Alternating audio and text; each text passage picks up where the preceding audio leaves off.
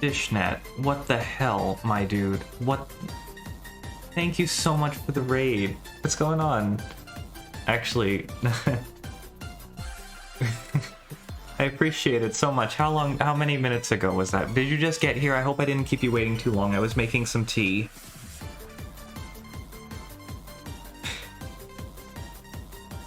A few minutes ago. Okay, well, welcome everybody. Let me turn that off. That was the unused battle theme from Omori, in case anybody was wondering. My name is Twilight King 432. I am a variety streamer, currently streaming, as you can see, the Great Ace Attorney Chronicles. I'm on case 2. I believe we're still in the investigation, but we had a to be continued, and I thought that was a good moment to take a break. But otherwise, I do a lot of random stuff, whatever I feel like playing. I've just done a couple streams recently of Mario Party 5, one of which was actually against some friends of mine, so that was pretty fun. Otherwise, you know, I like Mario Sunshine, Kirby, Metroid a lot. I like Metroid. But I play just about whatever I feel like. Nothing, no real rhyme or reason to anything I do here, and I think maybe I'm a little too loud into my mic, so let me just turn that down a little bit. Aw, appreciate this. I appreciate that. Let me give you a shout out. I have that now, actually. Shout out, Dish. Out of the Park Baseball 22. How was it? Was it fun? Did you have a good time? I hope you had a good time. So for anybody who doesn't know how we do things around here, oh, this is going to be a nightmare. I wasn't supposed to do this right now. Oh lord. Well, I guess I was so excited. I had a surprise for in case I got raided tonight. Called a big tournament, had some good times. Stop. Pardon your ears. 1 second. It's way too loud. Okay. Sorry for your ears.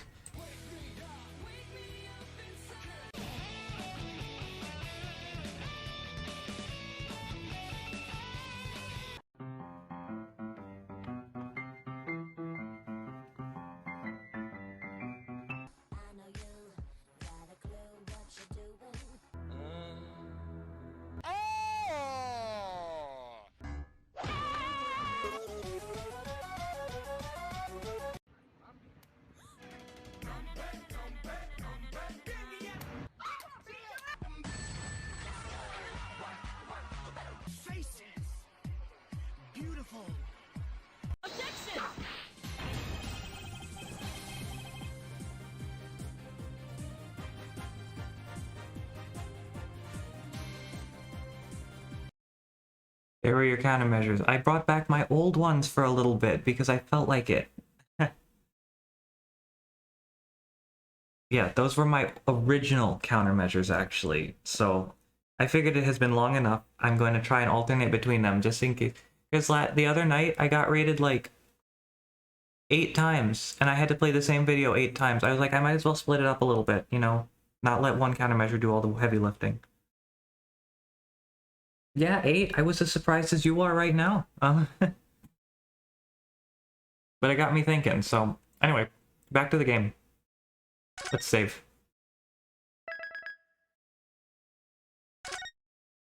Alright, Z back. Okay. Again, I really appreciate the raid, dude. It means a lot.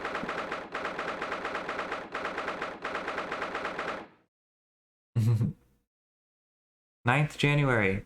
SS Buria. First class peasant. I wish we hadn't been thrown out like that. I wish we managed to find some clues to what that speckled band might be. We didn't manage to investigate at all. Yeah, because I went straight for the thing, I guess, that I was supposed to go for. I didn't look around at all. And I imagine that we won't be able to for a while longer. We'll never get past that sailor guarding the door. He's clearly glaring at us as if to say, don't even think about it. Oh, wait a minute. Oh yeah, I have a horrible Russian accent, but I'm still doing it. What is it? Well, what happened to our great detective friend? Where did he go? Oh yes, he's completely disappeared. When did he do that? Probably the same time he put that. He slipped away as quietly as the wind, but not before ensuring these were securely back on my wrists. I guess I want to see what this is. I'm really curious. The mousetrap? Ah, a trap for catching. Oh, that's... yeah. Yes, we have plenty of those back home in Japan. Although they seem to be using a lump of chalk or something as bait. Let me see. Yes, I think that's what is called cheese. It's made from the milk of cows. Cheese? I wonder what that tastes like. It's delicious, Ryu. You can't eat it, Naruhodo-san. The trap will snap shut on your fingers. Really? But, I suppose you're right. You weren't actually going to try it, were you? All I've had to eat for the past couple of weeks is Cosmo's leftovers. You don't know how hungry I've been in that wardrobe. Or you. I'll find a little snack for you later.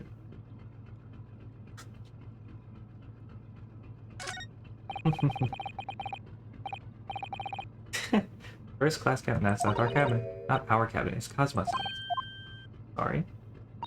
Your accommodation is confined to the wardrobe inside the cabin.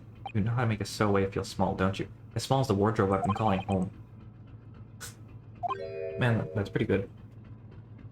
I made some spiced apple chai tea. I wonder if Inspector Hosonaga has managed to uncover any new clues.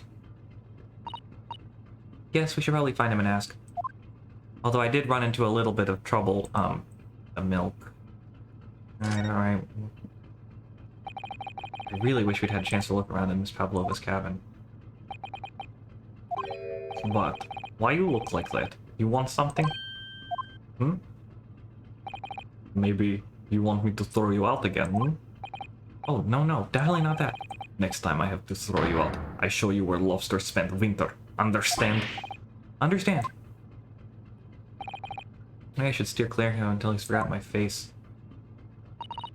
I don't think he'll ever forget your face, Naruhodo-san. I guess I don't think there's anything left to examine. I can just move at this point. Just go to our cabin, probably.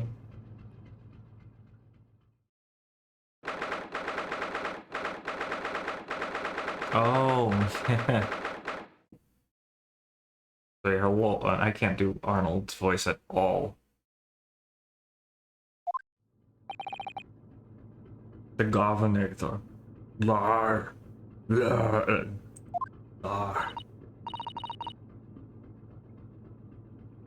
It's more Ivan Drago, yeah. No, oh, what did that say? Yes, on that subject. I wonder if Inspector Hosonaga is unscathed. What do you mean, unscathed? Really, you haven't forgotten, have you, Naruhodo-san? Don't you remember what he said about allowing you out of this cabin to investigate? He was going to talk to the captain about it. He said he'd lay his life on the line for you. Oh, yes. But I'm sure he was exaggerating. Let's see what he has to say for himself. Might have some new information for us, you never know. So, am I supposed to, like, go back? Where did you go? Oh, sorry, why? Who gave you permission for this? Well, Seaman Hosonaga did. That new Japanese closet. Later, I will roll him into a ball and throw him in cold room. Whew. Go back to guarding the door. Going on his way to help us then. When we get back to Japan, we'll have to take him for a steak at Le Carnival. That could be a very long time from now, Naruhodo-san.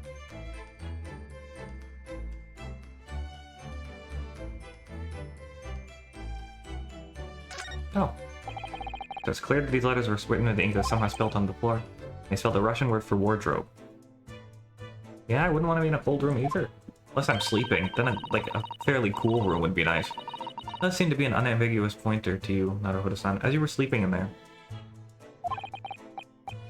But to be truly unambiguous, it should have just spelled out my name, don't you think? Well, either way, one fact remains. It's hard to imagine that Kazuma-sama would have written his last words, or word, in Russian. Which begs the question of who did write it. It was Beef Stroganoff.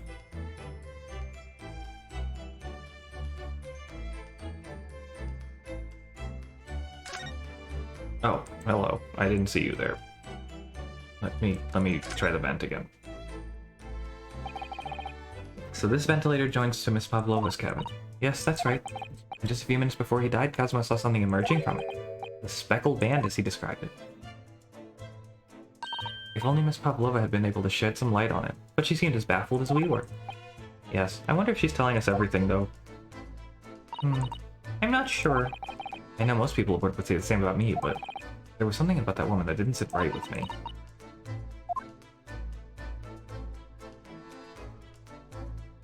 Alright, Inspector, let's see what's going on. Oh, Lord. Poor dude. Ah, you're back.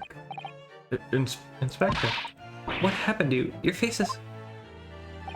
Please, don't worry about it. This happens all the time. They're just scratches. Maybe a bear, maybe. When I told the captain that I'd given you permission to investigate, he told me he'd pummel me with his fists and then toss me overboard. What? But the pummeling was over in a flash, and he must have decided against throwing me overboard. So it was nothing, really. Looks like he wasn't joking when he said he'd lay his life on the line if he had to. Well, thanks to your efforts, we now know a little about the neighboring cabin. Yes, so I understand. Oh. I bumped into a man claiming to be a great detective a little while ago.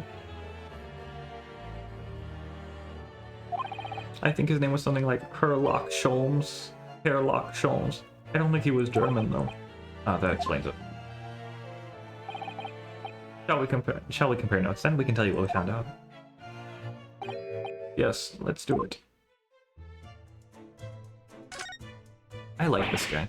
What? Nikolina Pavlova. She's in the cabin next door. Oh, do you know who she is? Please, what self-respecting ballet fan wouldn't know that graceful angel?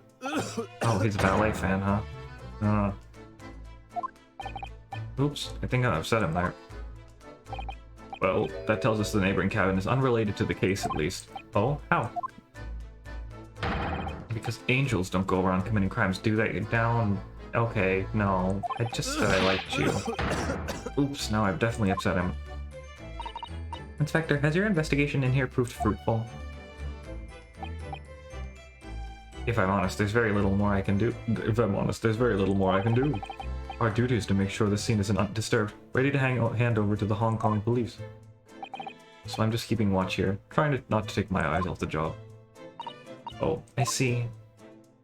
Ah, there is one thing. I do have a small piece of new information for you. Oh, what?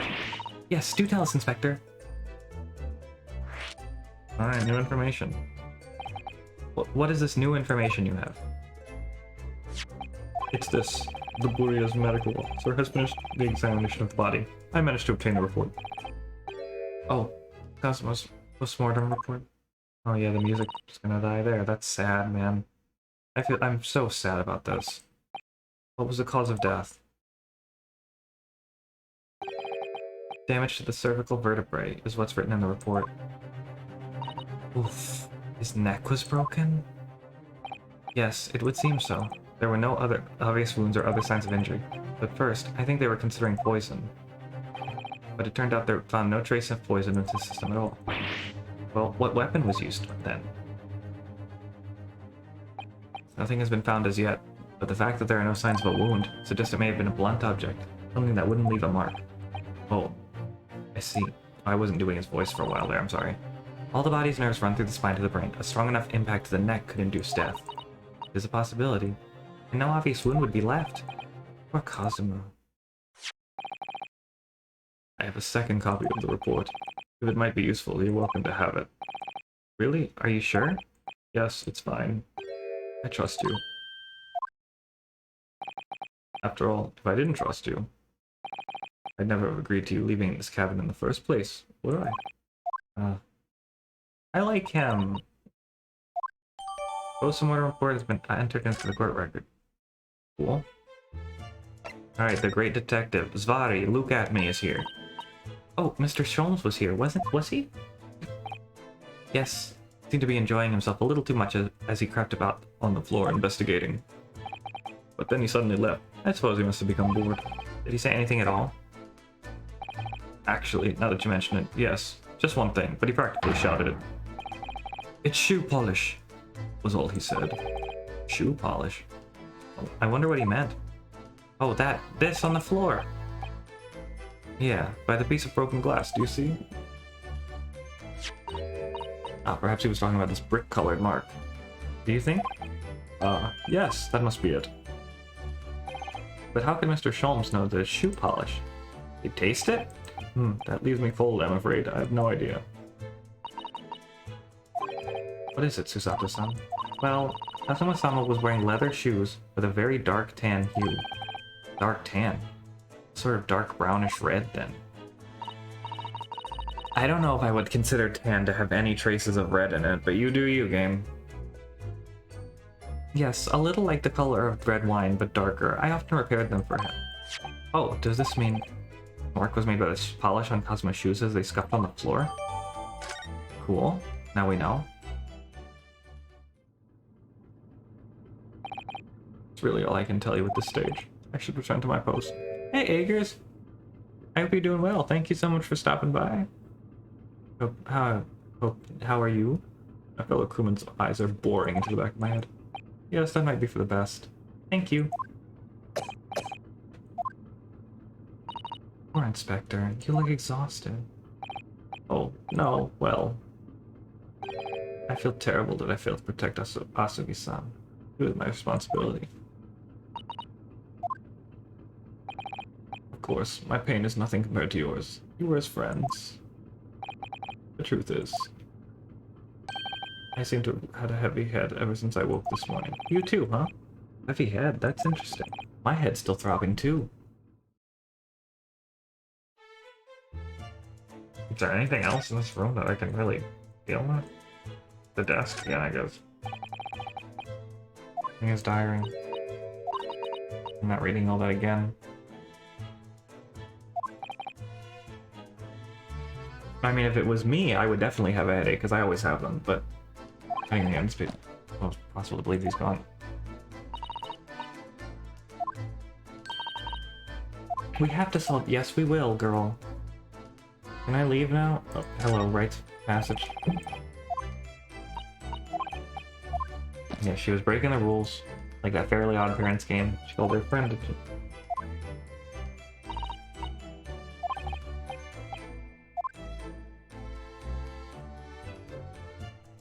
Oh no, I'm glad all is well now, and I'm glad he's safe and, you know, not cold, because I know lizards.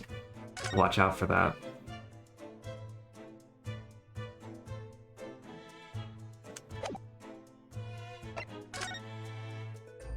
Can I leave? Yep. Okay. Cool, I didn't think it would. Well, I guess there was only one place for me to go. So this is one of those games where you can just travel from point A to any point B, huh? You don't have to go through anything?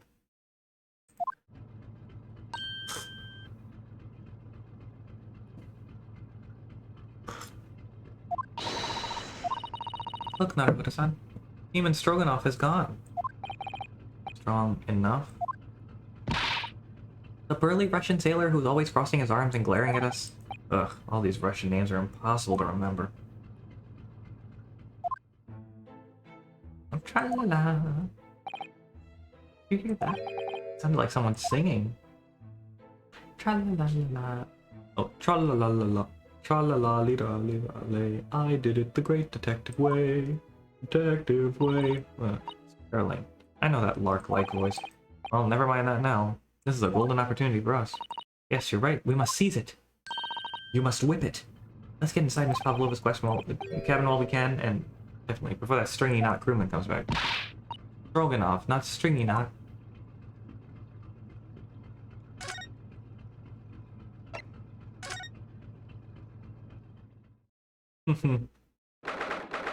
I'm not great with names, but I'm not, you know, I'm not terrible with them. Like, I'll remember people's names, but you know, it'd be hard sometimes. Anyway, first class cabin number 2. Oh, Miss Pavlova isn't back yet.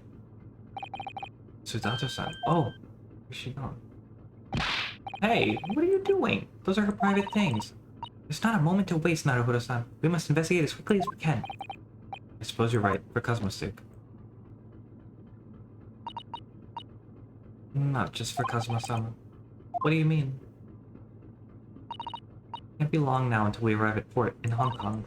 I don't want you to be in those handcuffs when we get there. Really? We must solve this case, Naruhodo-san. By ourselves, we have to. We're gonna have to do court in Hong Kong next? Yes, we will. Well, first things first, we need to see this, but... You know. Oh my, Miss Pavlova's case is open. Completely empty inside, but according to the great detective's great deduction, she was hiding her special friend in here. Yes, a friend that she had to keep secret, because you're not allowed to bring animals aboard the SS Borea. I wonder what kind of animal she had in there. More to the point, where is it now? Oh lord. Lord almighty.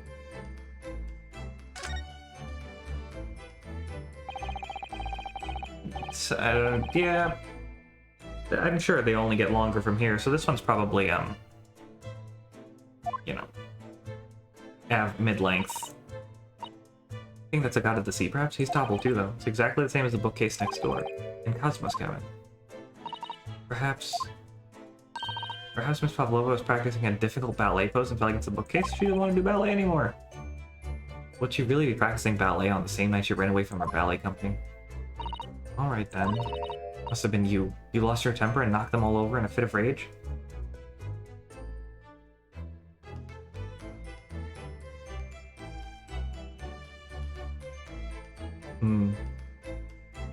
I getcha.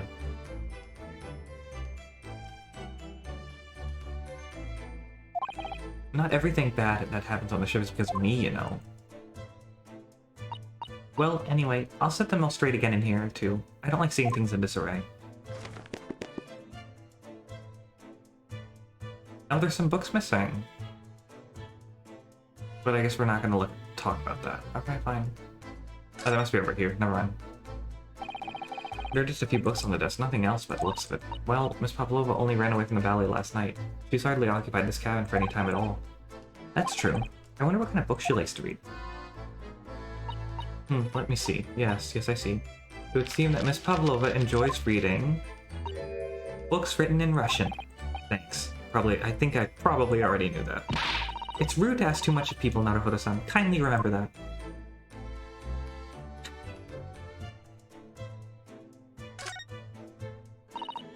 Naruhodo-san, are you there? Sorry, I'm right here, yes. Oh, good. I thought you might have climbed into the wardrobe when I wasn't looking. There's no place like home. Believe me, I don't have some strange compulsion to jump inside every wardrobe I see, you know. Well, anyway, I'm not sure anyone could fit inside this one. It's full of beautiful outfits. I suppose they're all stage costumes. I was rather hoping we might find Miss Pavlova's friend hiding here, but no such luck. There's one of these next to the bed in Cosmo's cabin, too. Yes, it's a bell cord. I can't resist. You're gonna give us away that we're in here? She barely hesitated. She gave it a good tug, too. No, I didn't actually expect anyone to come. We don't want them to. We're trying to investigate in secret. Thank you, Ryu.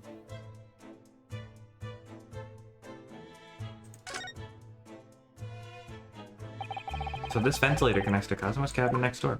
Yep. Yes.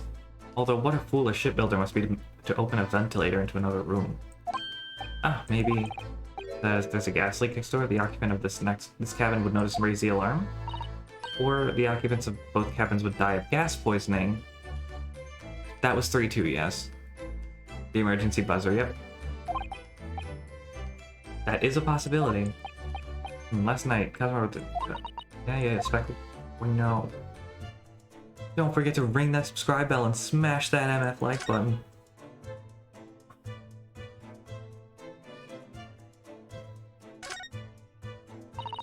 It would seem this teapot is empty. So the natural conclusion is that Russians are a very thirsty people. Or it's because Mrs. Pavlova only came to this cabin last night. She hasn't had the chance to make any tea yet. I mean, it could be either. It's definitely that they're excessively thirsty. I'd lay 1,000 to 1 on it. Wow. You're rather obstinate, aren't you, Naruhodo-san? Wow, really, just right there with the Russian strength jokes. I wonder what this little saucer is doing on the floor. Yes, it doesn't look like it's been dropped. More like it was put there deliberately. Ah, do you think there could be a leak in the roof just above here? What? A leak? Is this ship quite safe? I'm sure that even if there's a little leak in the roof, it doesn't mean the whole ship is gonna sink. No, you're right. Of course you're right. She's really trying to persuade herself, isn't she? I love her. She's so good. Come on, man. We all know this is to feed the animal. I suppose every cabin has a waste paper basket. No. Shall we have a little... Oh, Jesus, you're one of those people. How to put us on. It's poor etiquette to go sifting through someone's rubbish, you know. Ugh, those eyes. She's looking at me like I'm a piece of rubbish now. However, these are special circumstances, I think. Exactly, we have no choice. There's hardly anything in here at all, because she's been here for a day. The only thing I know about the Cloudy with a Chance of Meatballs movies is that Bill Hader was Flint Lockwood, and that is mind-blowing to me.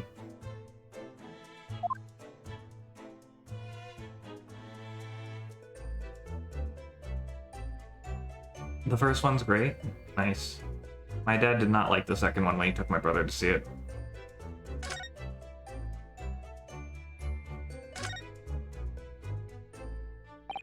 This cabin door has the same simple sort of bolted latch that our cabin door has.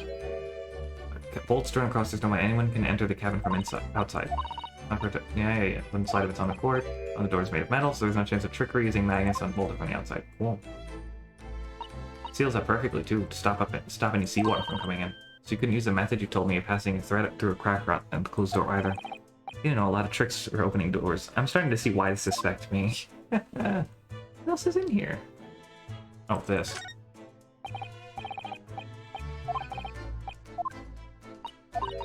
Special friend, yeah.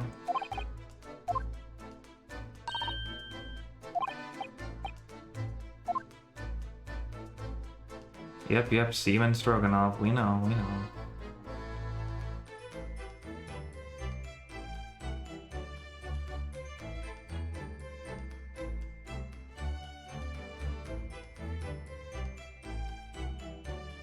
Oh, let me just wait. Oh, I didn't.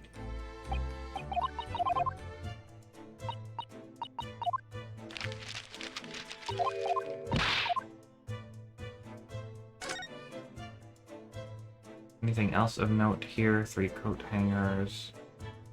Let me go back and see if I can't talk to I can't talk to her.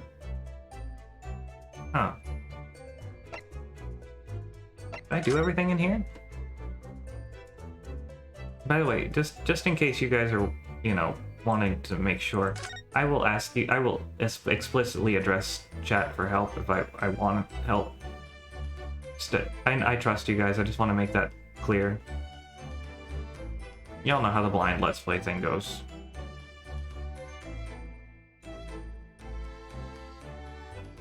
Let me leave the room for a minute and see what's going on. It doesn't seem like there's anything else here.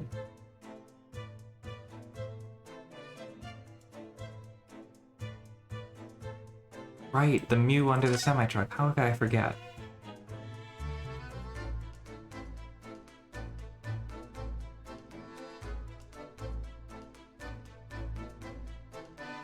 Can I move out of here? Will it let me? What am I getting? Am I gonna run into Holmes? Or Sholmes? Oh, there he is. Oh, it's Mr. Sholmes, look! Oh, you never know where he's gonna turn up next, do you?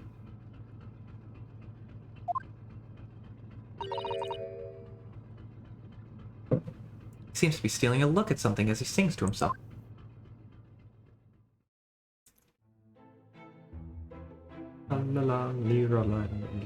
I did it the great detective way.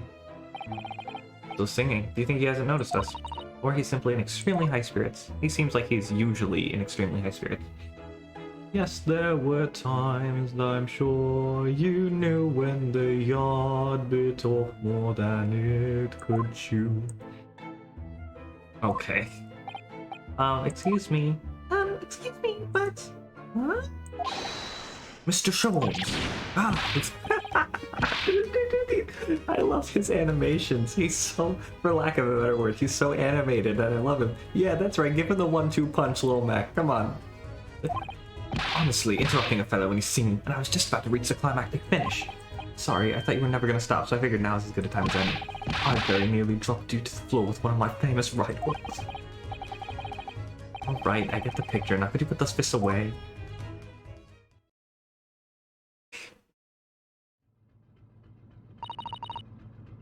Mr. Sholmes, you seem to be examining something before we interrupted you. Ah, yes, that. I was immersed in the study of the ship's log as penned by the stockily built crewman who's usually on guard here. Oh yes, the ship's log. Did you find anything useful from it? Well, after 2 a.m. this morning, the majority of the entries are blank, which means there was nothing to report. Nothing of note happened. So, you truly are a student from the land of the rising sun. You've been utterly blinded by it. That's okay. That's actually like kind of clever, but like it's still not okay. Well, I guess it's not. Your logic, my boy, is inverted. Whatever do you mean, Mr. Sholmes? Observe the other pages, and all shall become clear. We've seen the same crewman that oft stands sentry in this first-class passageway, and he has an almost religious practice of reporting nothing to report every half hour. Oh, he writes that every 30 minutes? Nothing to report? Precisely. Put simply, the seaman writes nothing to report when there is just that. And yet, the ship's log from last night is largely blank. He didn't even write nothing to report. You mean he wasn't there? Yes, there were circumstances afoot last night, like the game which is afoot, which led to the seaman being absent from his post. What kind of circumstances? What happened? That remains a mystery for now, but we can be sure something significant took place. So significant it caused the seaman to forget his regular habit of scribing nothing to report in the log. Those are important details. I would stake my life on it. You must now log the ship's log in your mental file.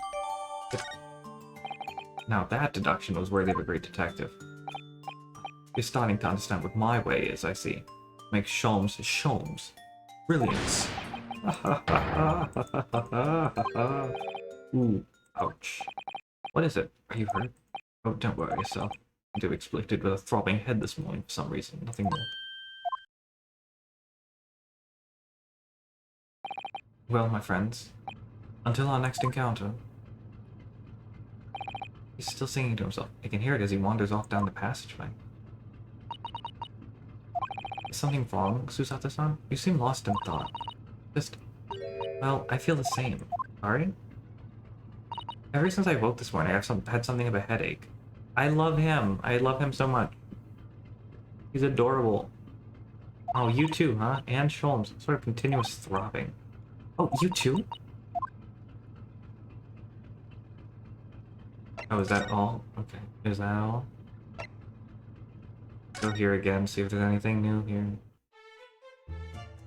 Doesn't seem like it. I hear them? I'll check my cabin again to see. My ding-a-ling, my dings.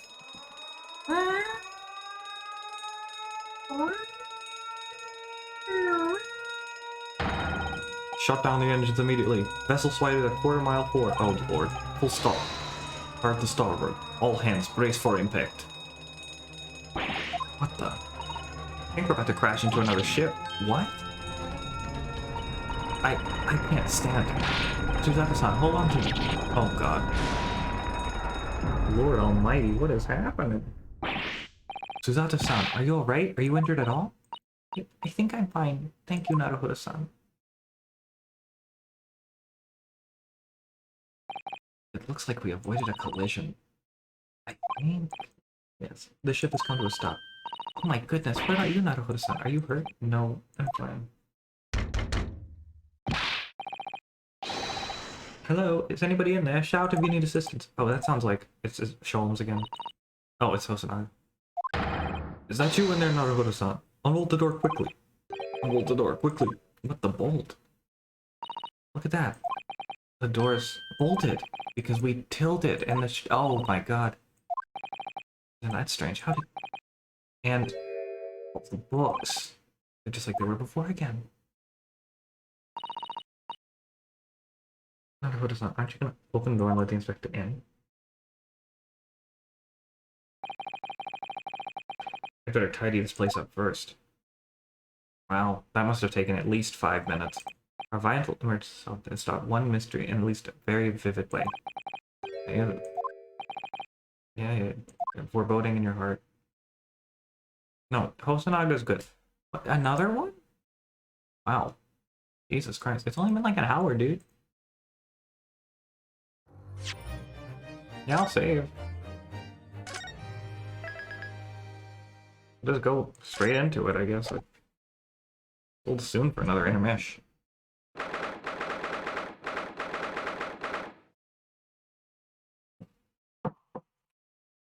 9th January, SS Borea, Miss Pavlova's cabin. Somehow, the door to the cabin we were in ended up bolted after we made an emergency stop. Suzato-san took a deep breath and gently slid back the bolt, and... Oh look, it's Stroganoff. You, what are you doing in Miss Pavlova's quarters? Ah, you both look unhurt. Good. Yes, we're fine, thank you. What on earth happened? We heard something about how we were going to collide with another ship? Yes. It appears to have been a false report, though. Oh, how did that happen? There's a dense fog outside, so it's extremely difficult to see. Someone must have thought he saw a ship ahead. This person's obviously triggered the alarm, and that's why we made an emergency stop. Everything is chaos. Passengers are screaming.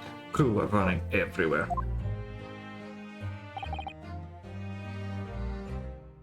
Is he the dude? Is he the Russian dude? Villain Bolshevik? Don't answer that.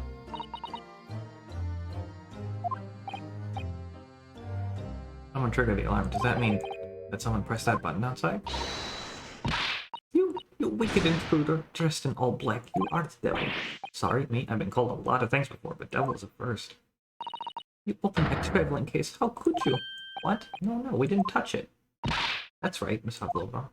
It was already open when we came into your cabin. Inspector. Yes? Arrest this man. I know he did it. He's a criminal. Is it not enough that he has killed a man?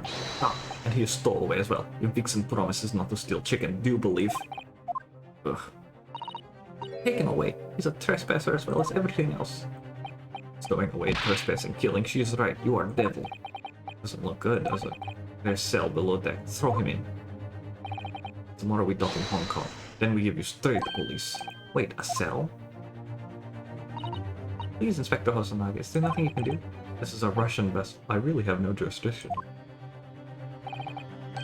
After my last effort to appeal to the captain's good nature, I think I'm out of options. This is terrible. This is a real crisis. I've got to find a solution. Immediately.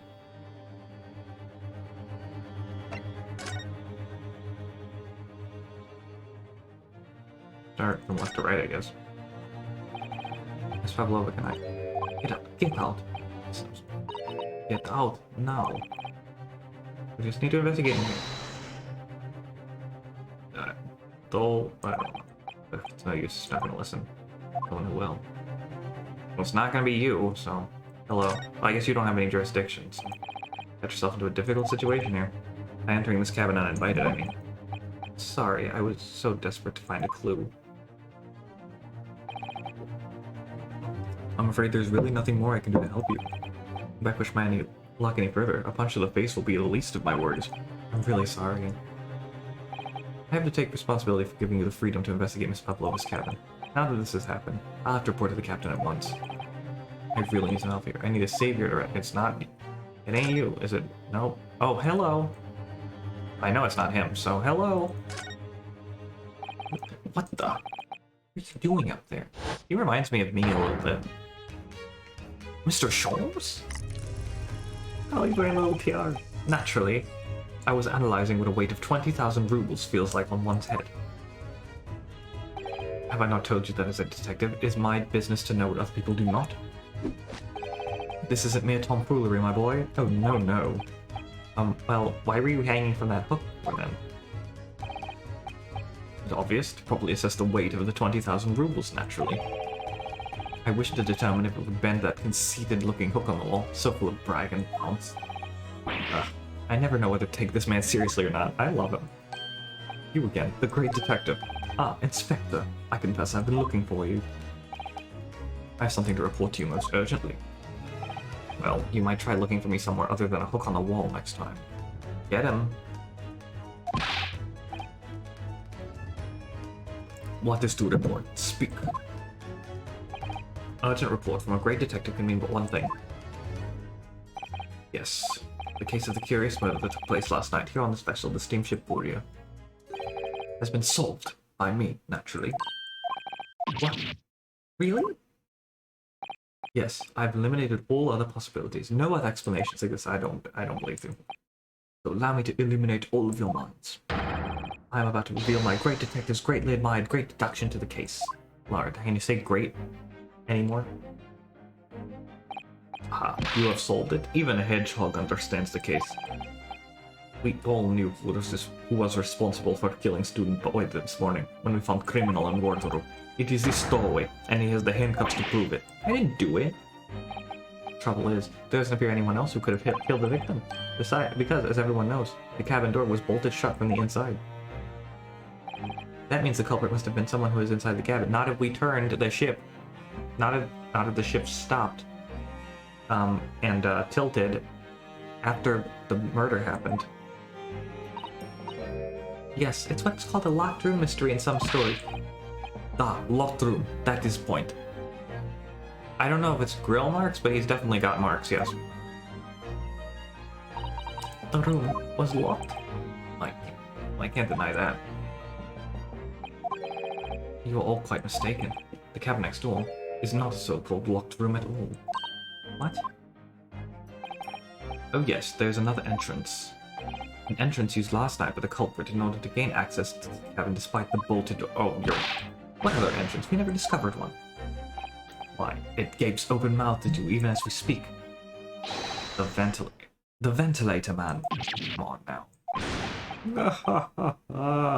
You think this is funny? I cannot even pull my arm through that hole. That's because your arms are as thick as tree trunks. You're suggesting that the culprit entered and left the victim's cabin through that tiny opening? It's not possible. Ah, but it is. And last night, the victim even witnessed the intruder in the act of passing through the ventilator. Mr. Sholmes, do you mean... Are you referring to the words Kazuma-san wrote in his diary? 1:23 a.m. I can hear a faint whistling sound. 1:35 a.m. What looked like some kind of speckled band is... Damn it. Yeah. Precisely, my dear madam. But what does it mean? What does it mean? What is this speckled band? The answer to that particular conundrum is in this very cat.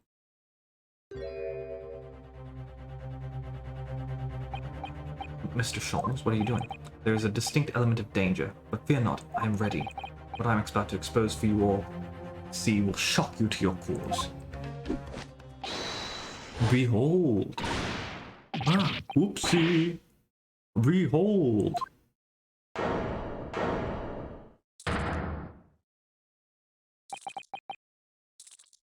Hello, Snakey. Mr. Snake. Allow me to introduce you all to the band. The Speckled Band. Yeah, we knew, because we saw the cutscene. Indubitably.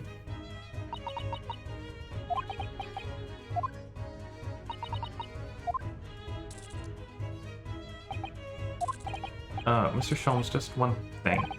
Right, what troubles you? Well, that snake isn't really speckled. That snake isn't really speckled, is it? Looks more stripy, wouldn't you say? Yes, you're right. I think in this case you'd have to call it the Striped Band. Yep. Wouldn't you?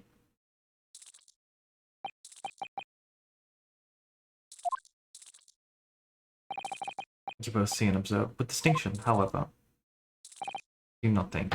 This is precisely the trap into which the culprit wishes you to fall. Oh my goodness, really? It's a trap? Oh, exactly. I think perhaps it is time I explain the intricacies of my train of thought. Gonna be another deduction. Are you ready, Miss Pavlova? I'm sorry for the young man who died, but that is all. His death has nothing to do with me. This whole thing is nothing to do with me. There are two conclusions I have drawn from the facts. Number one. Last night, your friend infiltrated the victim's cabin. And number two. That same friend was responsible for the victim losing his life. No. No. Yet. She's turned as white as a bowl of rice again. Charles must be right. He said the nail on the head. This young woman's friend killed Mr. Asogi? Looks like he can't speak with that snake coiled around his head. I would advise as little movement as possible, Seaman. You wouldn't want the fangs of that long friend in your neck. So everyone, let us begin. The Lockshawns is proud to present. Oh, here we go again. This is a long-ass investigation. Is there even going to be a trial?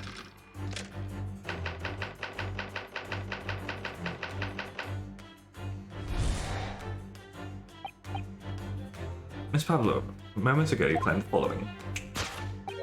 His death is nothing to do with me. This whole thing is nothing to do with me. Yet you cannot deceive yourself.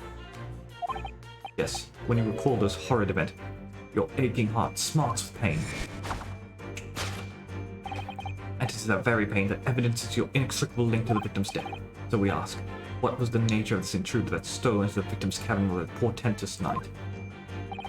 Why, naturally, it was the friend with which you boarded this vessel, was it not? Oh, I suspected. Another telltale glance. Without doubt, your friend is the writhing serpent we see before us. And yet, that fact leaves us in a quandary. The victim's written observations on the night in question tell of a speckled band, whereas regrettably, this specimen's markings do not fit that description in any way. Are there two snakes on the damn boat? What explanation can we give? Right? What was the sight that fell upon the victim's eyes that night? No, don't look at me. This has nothing to do with any of this. Oh, but it does. You have the answer to this quandary, even now, hidden behind your back. Yes, that which you are trying, but failing to conceal, can only be the snake's sloughed skin. Evidently, after the subtle and horrible crime. Oh, a snake's on a plane. It's the most deadly friend of yours. Shed its original skin. No? I don't know what you are talking about. Last night, through the ventilator visible in this cabin, that your then speckled friend slithered next door. Using the bell cord on the other side as a bridge, the serpent silently descended into the victim's quarters. In the dim light, it appeared the young gentleman who was about to lose his life as a speckled band. In summary, the nature of this friend of yours which last night infiltrated the scene of the crime is a rare breed of snake whose markings change each time it sloughs its skin. Snake so dreadful, we can only imagine it will be found in the deepest depths of India. Oh lord. Is there more? Oh Jesus Christ. How Mr. Asogi died. The grim demise of the victim. How did this young man lose his life, and why? According to the date of which I've been apprised, it would appear there were no visible signs of injury. Ah. In fact, the circumstances of the no, there was no poison. Take that fact. Take that fact. We can reasonably imagine there remains evidence to affirm it at the scene of the crime. Oh no, could there be? Yes. Oh lord.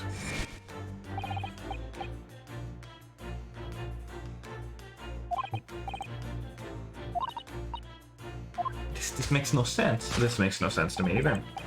There is no point in feigning ignorance, Miss Pavlova. After the incident, you endeavored to hide everything, didn't you? But now your involuntary glance betrays the hiding place you chose. That's right. You hid the evidence that links you to the victim's death in that traveling case. When we first met in this cabin, it came to my attention that your case moved periodically. Your serpent assassin was restless inside, no doubt.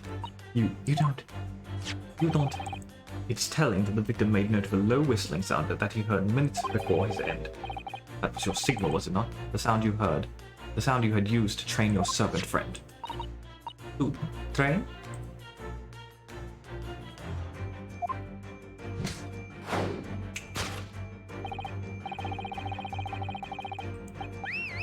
Indeed, you'd put the serpent through this ventilator and back, and wait.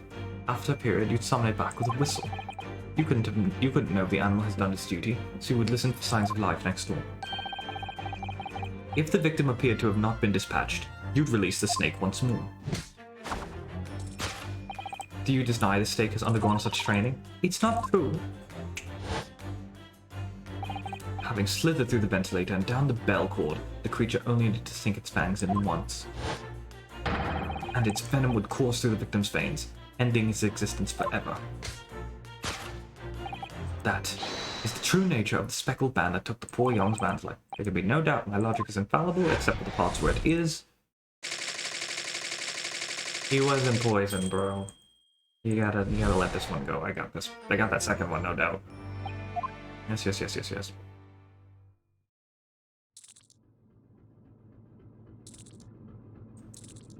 Yeah, everyone's speechless. Miss Pavlova has trained her pet snake as a killing machine. There on the floor, you observe a source of milk. Forms of food is the key to training any creature. Incredible! You've solved the mystery! No, you haven't. Amazing! Your great detection really lives up to its name. Now I see now why Herlock Sholmes has become such a household name. My dear man, it was nothing remarkable. As the Russians say, I could have done it with one left hand. We do not say that. Did I venture an opinion, Mr. Sholmes? But of course, what's on your mind? It's just about your deductions before. Some things don't quite make sense to me. I welcome questions as to my method. I will answer both loudly and proudly. Oh, well, good. First of all, snakes are egg-laying creatures, part of the reptile family. You are well informed, madam. And reptiles, don't drink milk. Ah. It's really only mammals that like... She really does have a cat, doesn't she?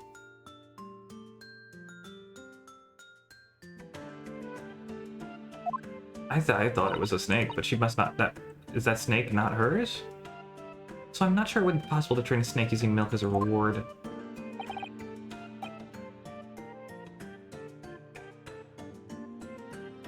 No doubt, Miss Pavlova. Yes. Milk is merely an example. Well, there is something else. Snakes have no ears. Ah? Yes, I'm not sure a snake would be whistling.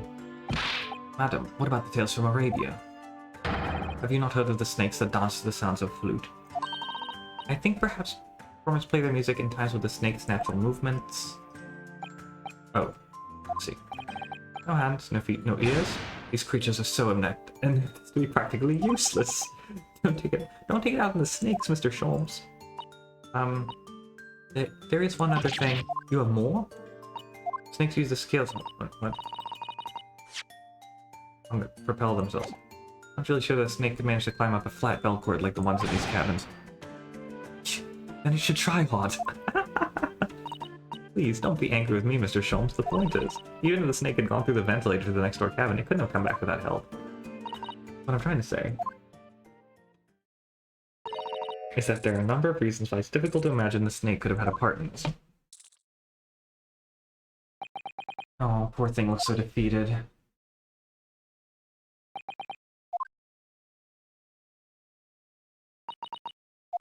He says, I told you, I had no part in this. I think we need to step in and help again, Mr. Naruhodo.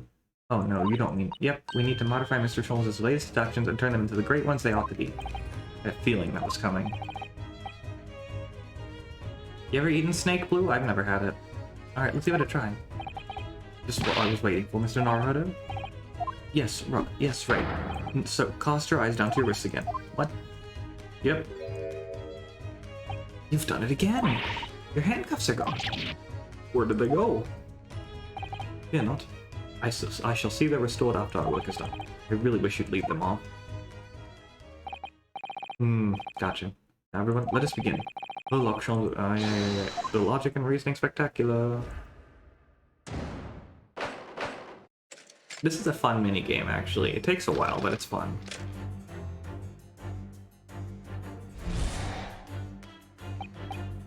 Yeah. I love his animations. The motion capture is so freaking good.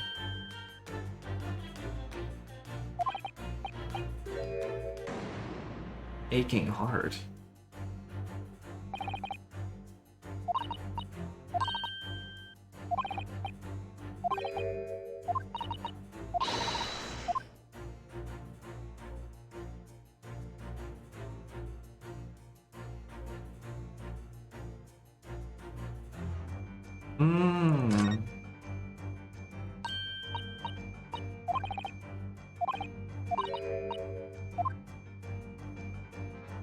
Wow.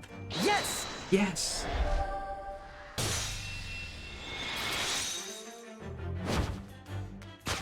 Yes, when you recall this horrid events that it would be funny if Ryu tried to do Sholmes' accent. Yes, when you recall those horrid events, those claw scratch marks, that claw scratch smarts with pain. Indeed, and simple observation reveals that the wound is fresh. Miss Pavlova, did you in fact receive that scratch sometime last night? God, it's a pal. No, God, it is, Athena's thing. They have to come up with a new speech bubble for every lawyer. We know this.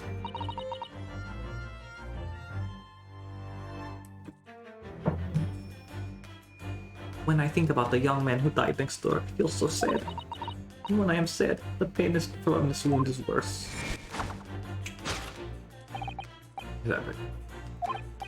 Oh yes.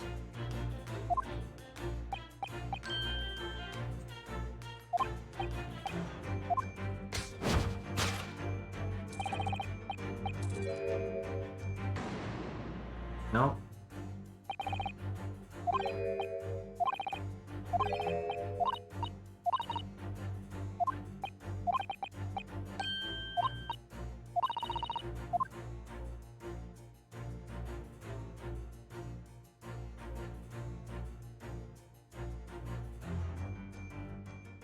Oh, look at that.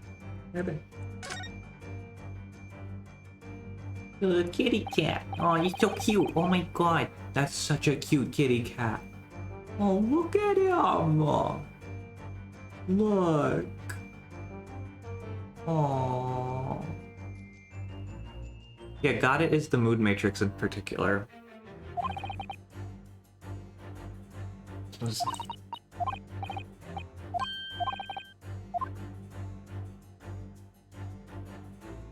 Little kid. Yes!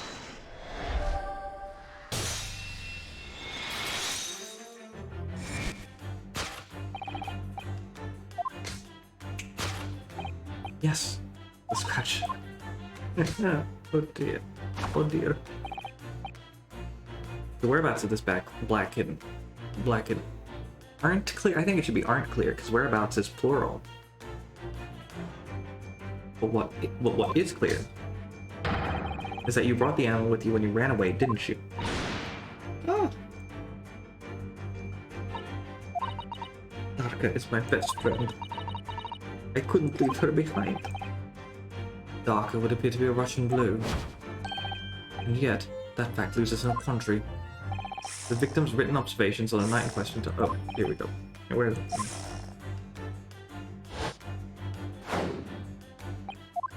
That seems blocking. Yeah. Yeah.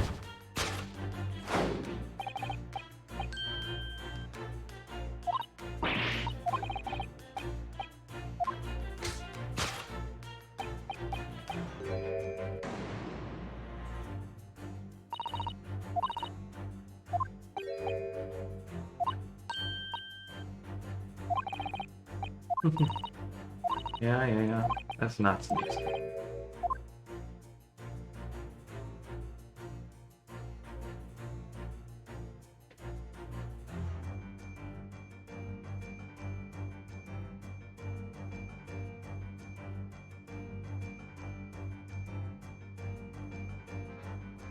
Let me examine that a little bit.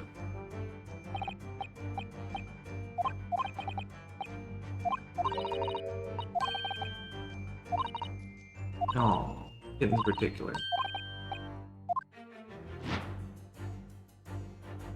But I thought cat's toy. Yes! But we know you have a cat on board, so why would you try and hide the cat's toy?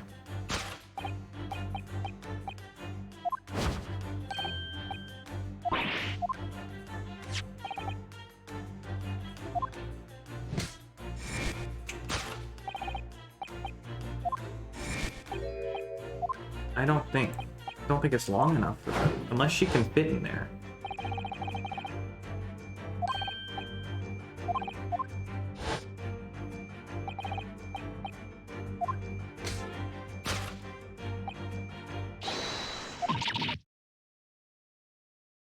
I mean, we have evidence. I saw the bell around her neck.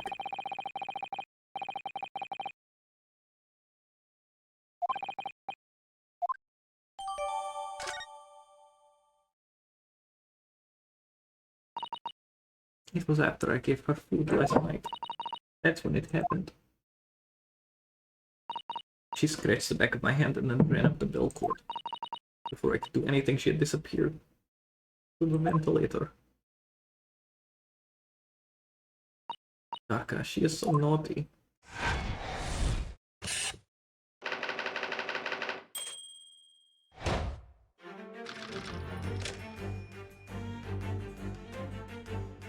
The game really had me convinced for a while that she had a pet snake, because I wouldn't be surprised. People have them. Yes, the Grim Demise.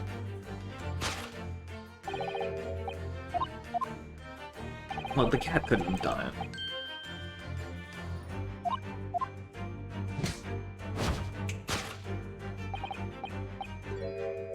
Nope.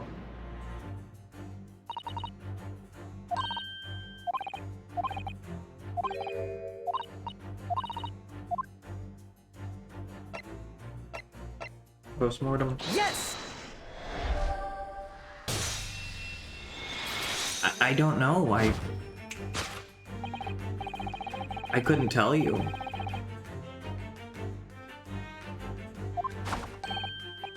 Oh yes. This necklace.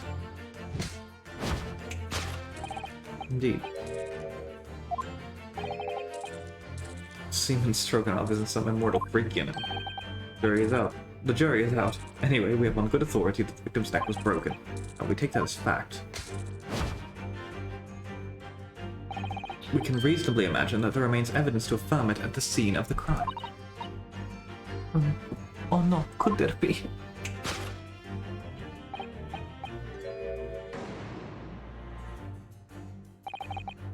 That's what I was saying.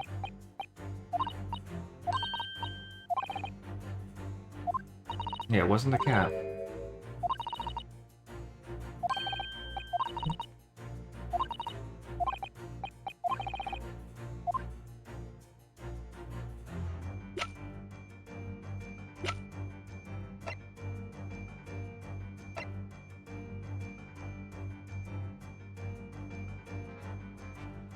I don't know what this would have to do with it, but I'll look through this again. We got ship's log.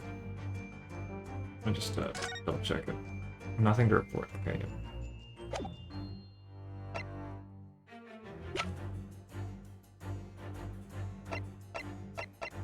Oh, probably here.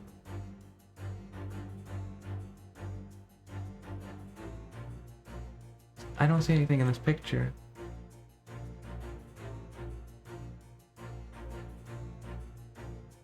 No, okay. I'll give it a shot. Beef is fine. Beef stroganoff is a very strong Yes! Russian. Okay, it was not that. Oh, I do have health.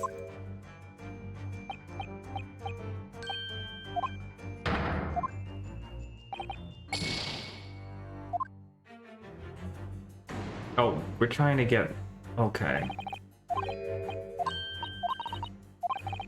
Oh, it was definitely the shoe stain. Oh, Jesus Christ. I wasn't sure. I'm not smart, guys. I know this is the thing, but like... I could have gone with my gut. But I don't really see how that's going to prove the cause of death. It's positive shoe polish. Shoe polish. Indeed, positively identified by a little analysis device I constructed, which I carry now as a matter of course. Beeswax, tallow, and dye were my results, the undeniable ingredients of shoe polish. And the color of the polish is a perfect match to the color of Mr. Asogi's laced leather shoes. It's just Cyclox again, Blue.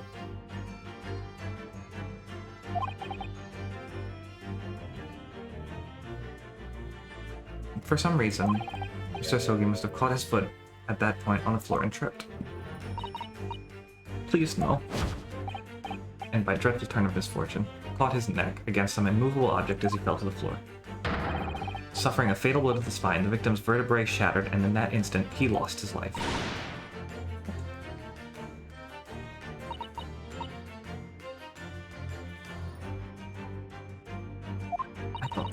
I don't know anything about this.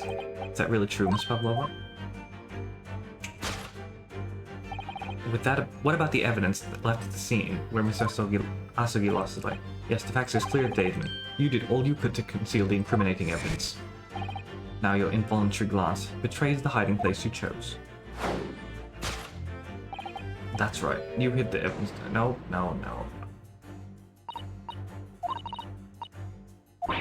That's not right.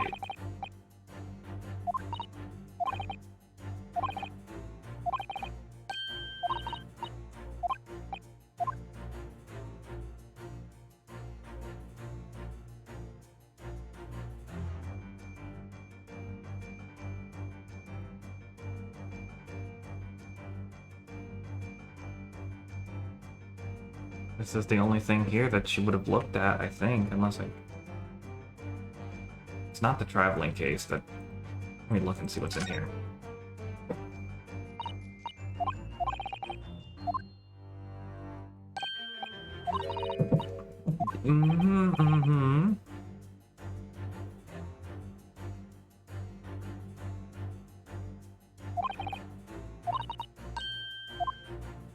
Health literally exists just to stop you from brute forcing something. It's what it is, I guess. Yes! In the context of the game, if you keep messing up enough, you lose credibility, so it makes some sense.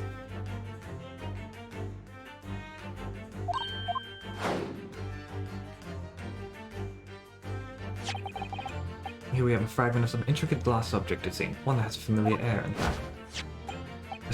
Precisely, we found another piece of broken glass on the floor in Mr. Asogi's cabin. And as you can see, the two pieces fit together perfectly. Oh no.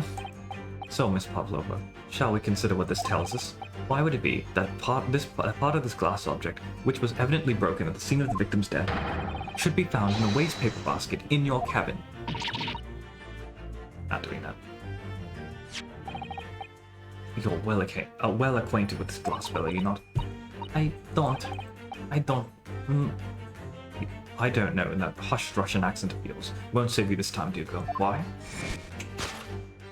Because we have conclusive evidence linking you to the bell in question. Take it away, Mr. Naruhodo.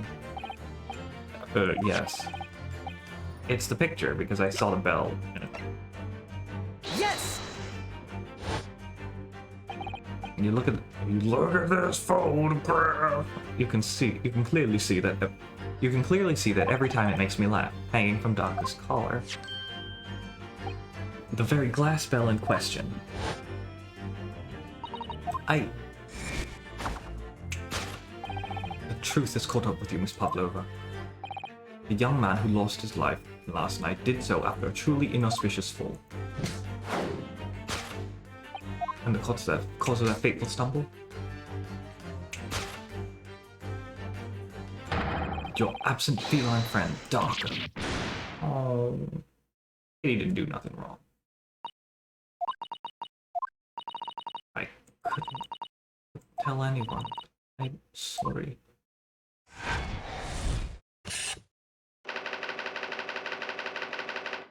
What an autopsy right there. Death by tripping over a cat. Elementary. I know. Poor thing.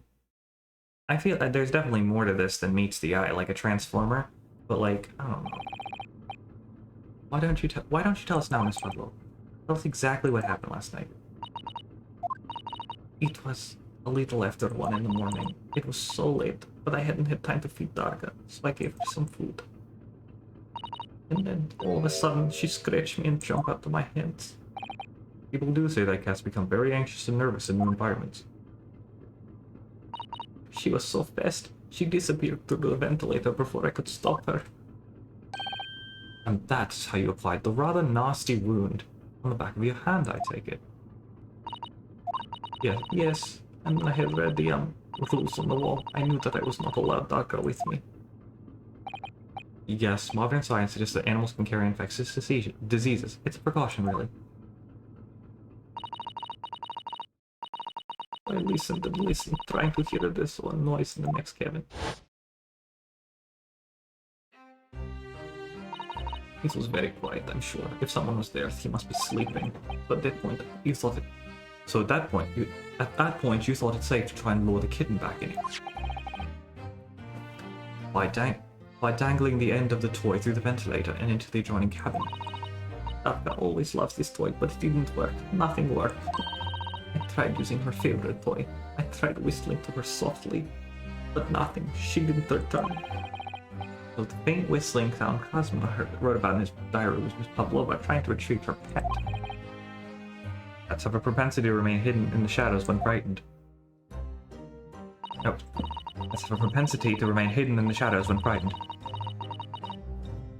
Yes, so there was nothing else I could do. I just had to wait until she had calmed down. But then... Oh.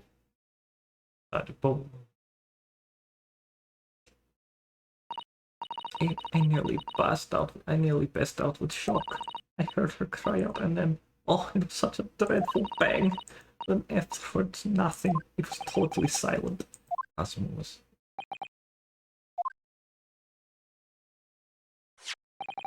From the appearance of the brown mark on the floor, it seems likely that what you heard was the victim stepping on the glass bell and tripping up. The SS Buria is a large vessel, but even she can pitch and roll violently without warning. If Mr. Asagi was already off balance as a result of the ship lurching when the kitten got under his feet, the combination of unfortunate factors could easily have caused him to fall over. But what became of the kitten afterwards?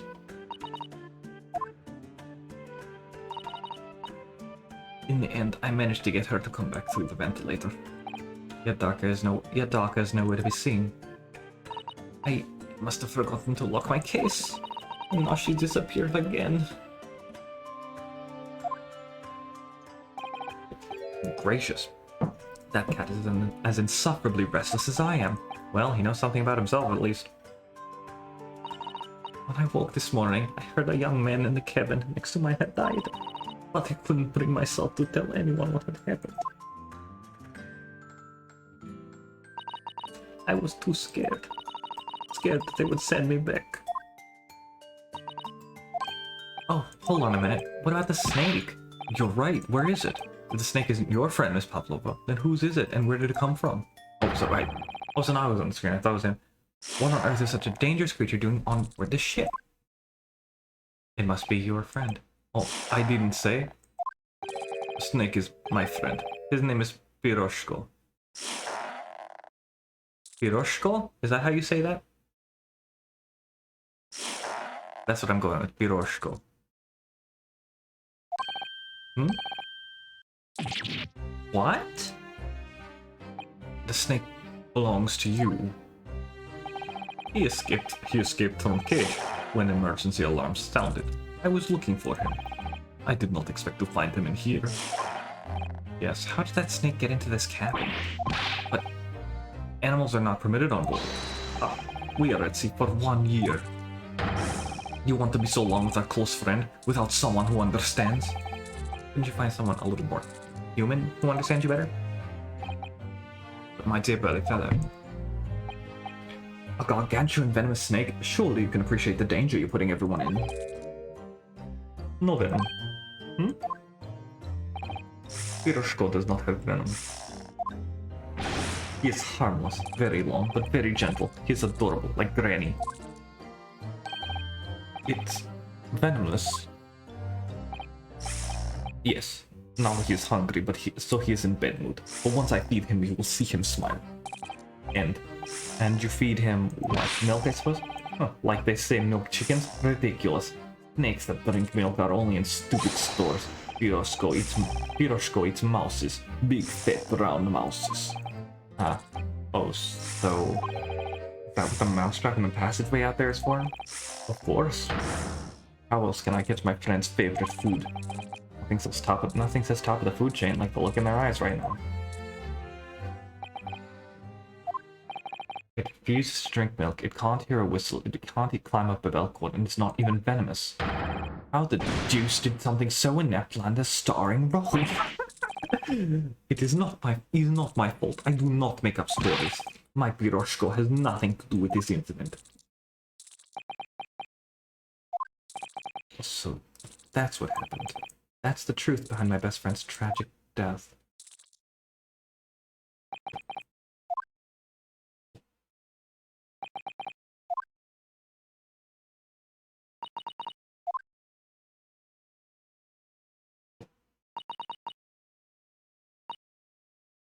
Miss Pavlova, I understand the difficult situation you found yourself in, and I do sympathize. But please remember this. A young man lost his life. If you're going to attempt to cover up your guilt with lies, then no matter what the circumstances, I cannot forgive you. But what are you talking about, Miss Mikotova? What lies? Miss Pavlova just confessed everything. It was just a series of unfortunate events. An accident.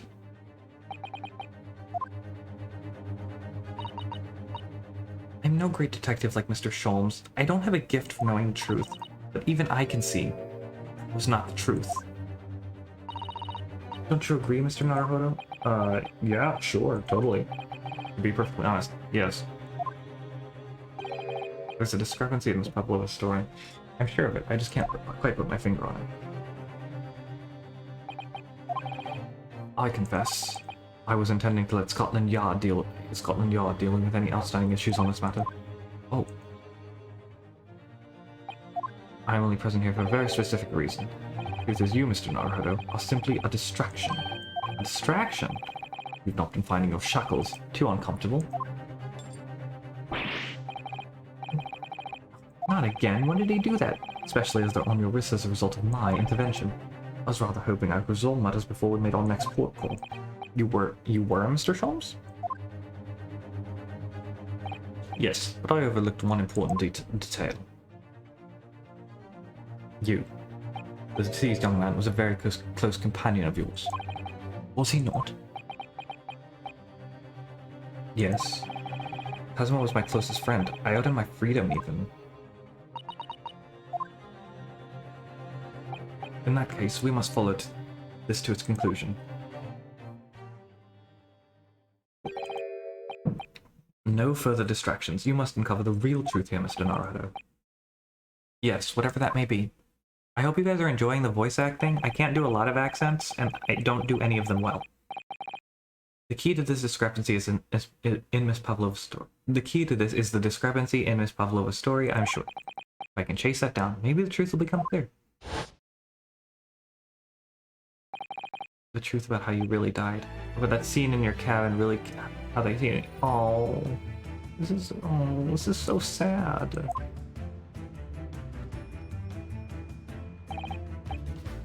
Alright, I'll see what I can do. Excellent.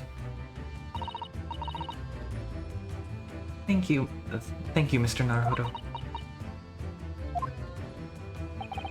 So then, shall we begin? Yes. What we should ponder first is the victim who lost his life in a cabin that was bolted shut from the inside. Was this truly an unfortunate accident? Or was it in fact no accident at all? This is what we must establish in the first instance. But we've already established it, haven't we? The man tripped over the kitten that had climbed into his cabin via the ventilator. Tragic, yes, but still an accident. Hold it! Wait, let's just take a step back. It doesn't make sense if that's really what happened, does it? I also wear myself out with the voice acting. I'm going to have to ask you to spell it out for me, I'm afraid. Yes, it's starting to take shape now. There's a clear contradiction between the facts and Miss Pavlova's story. The evidence is right there in Kazuma's cabin. It's undeniable. His death couldn't have possibly been a mere accident. Really? Let us show a hand, Mr. Naruhodo. Time to present the evidence. Evidence that proves unequivocally that the victim's death was no mere accident. Oh, it refilled my health goal.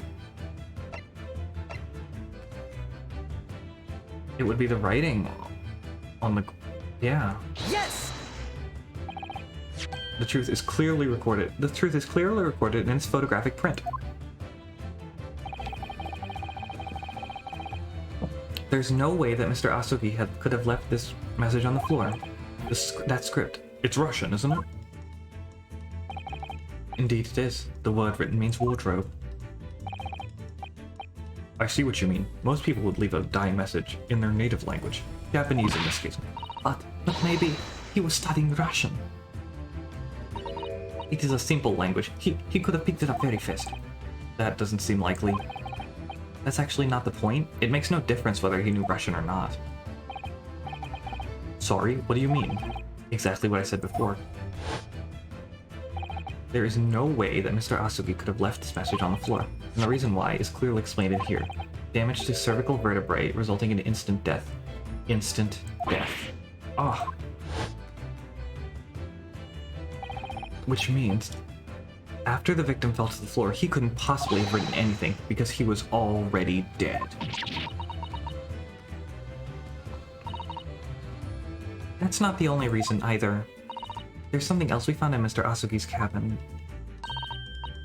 A remnant of something that couldn't have possibly been there, even if what Miss Pavlova told us were true. What? So Susato-san has noticed it too, then. Putting this message on the floor aside, there's something else that gives the truth away.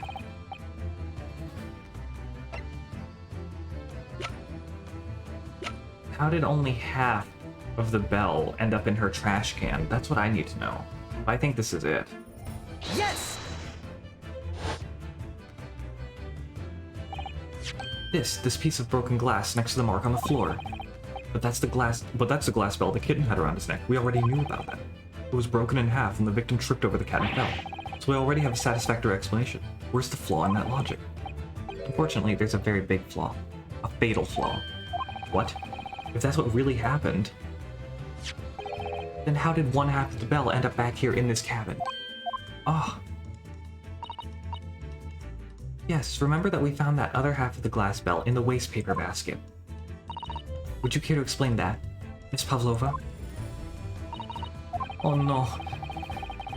Both of these pieces of evidence clearly point to the same conclusion. That when Mr. Asugi died last night in this cabin, there was someone else in the room. And that same person deliberately arranged the scene to disguise the truth in order to cover up his or her own guilt.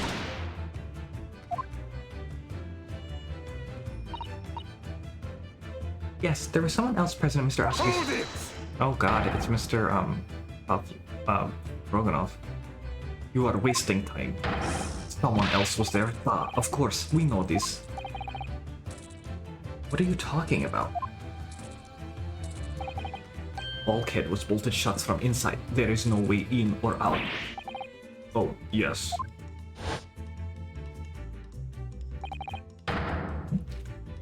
And only other person in cabin when young student died was you. Yes!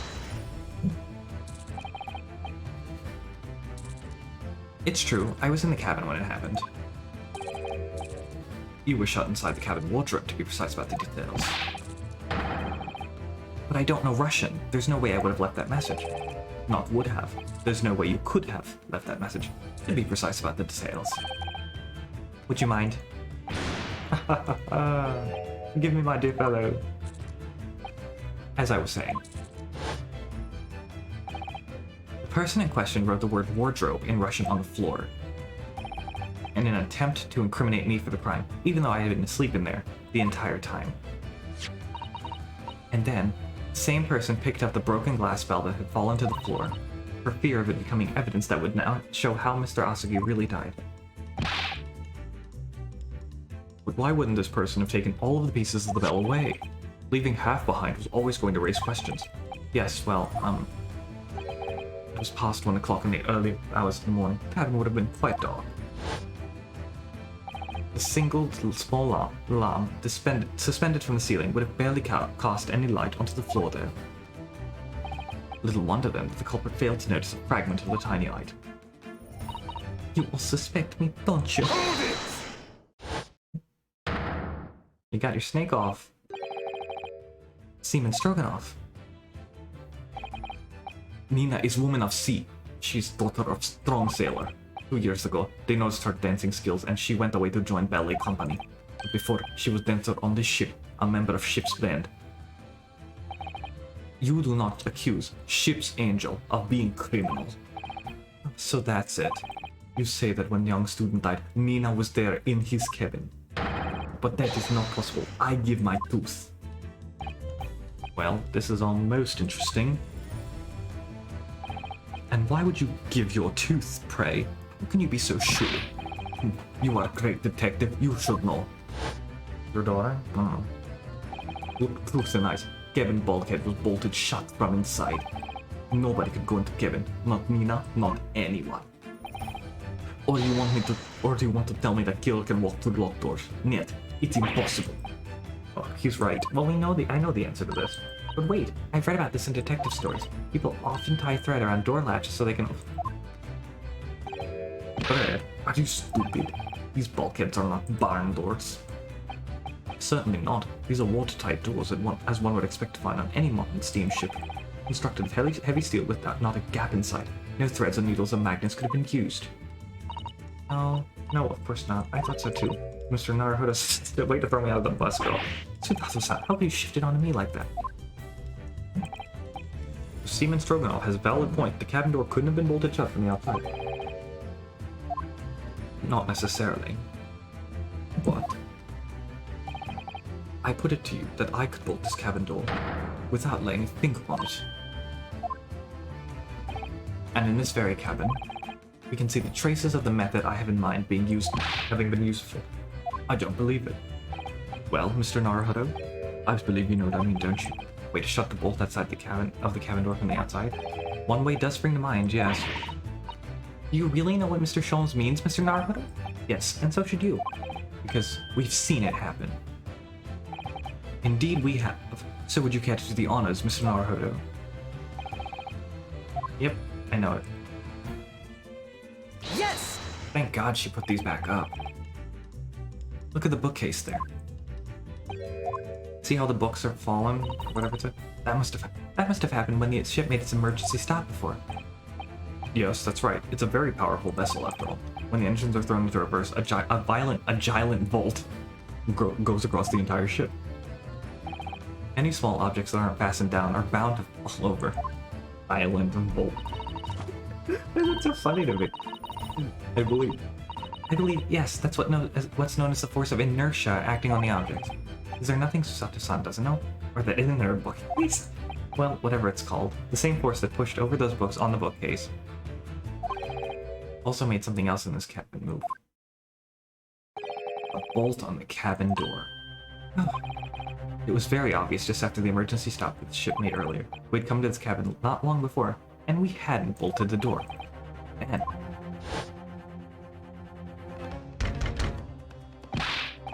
Hello, is anyone in there? Shout if you need assistance. Oh, that sounds like Inspector Hosanada. Oh yes, that's it. When the ship stopped suddenly, the bolt flew across and locked the door. It's made of metal. Yes, it's made of metal, but it's small and light enough to be moved. Oh.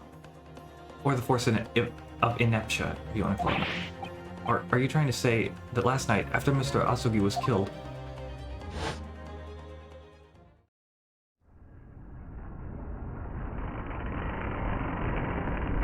Are they gonna animate that?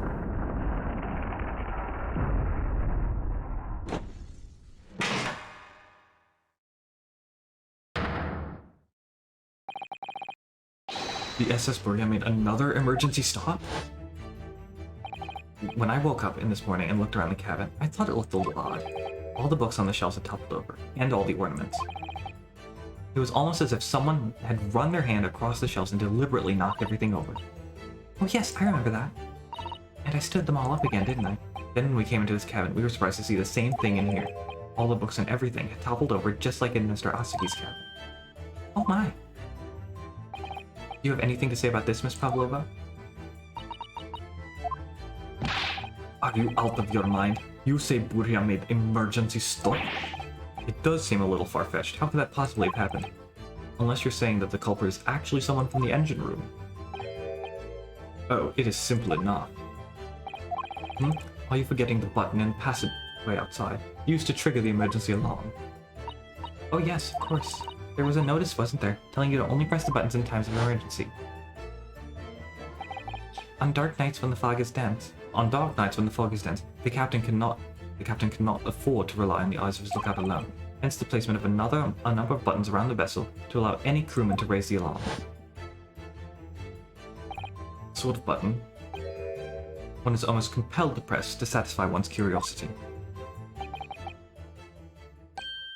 Wait, it was you?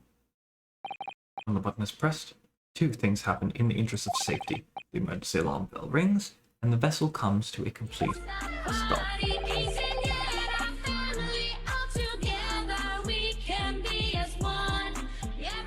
Hey, Westerford, thank you so much for the raid. I really appreciate it. How was your stream? I'm also really surprised that the other raid that we had tonight didn't show up in the chat. I'm in the log, but that's okay.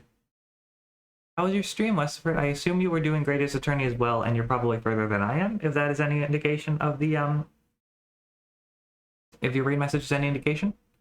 Well, you know what to do. Well, you know what time it is. Countermeasures time. Hey.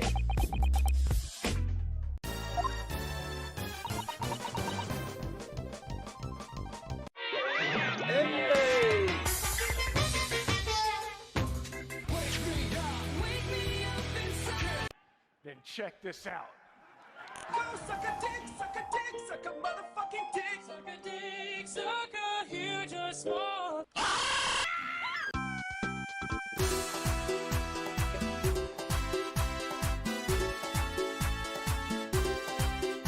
Objection. I am the one, the way your son don't need a gun to get respect up on the street.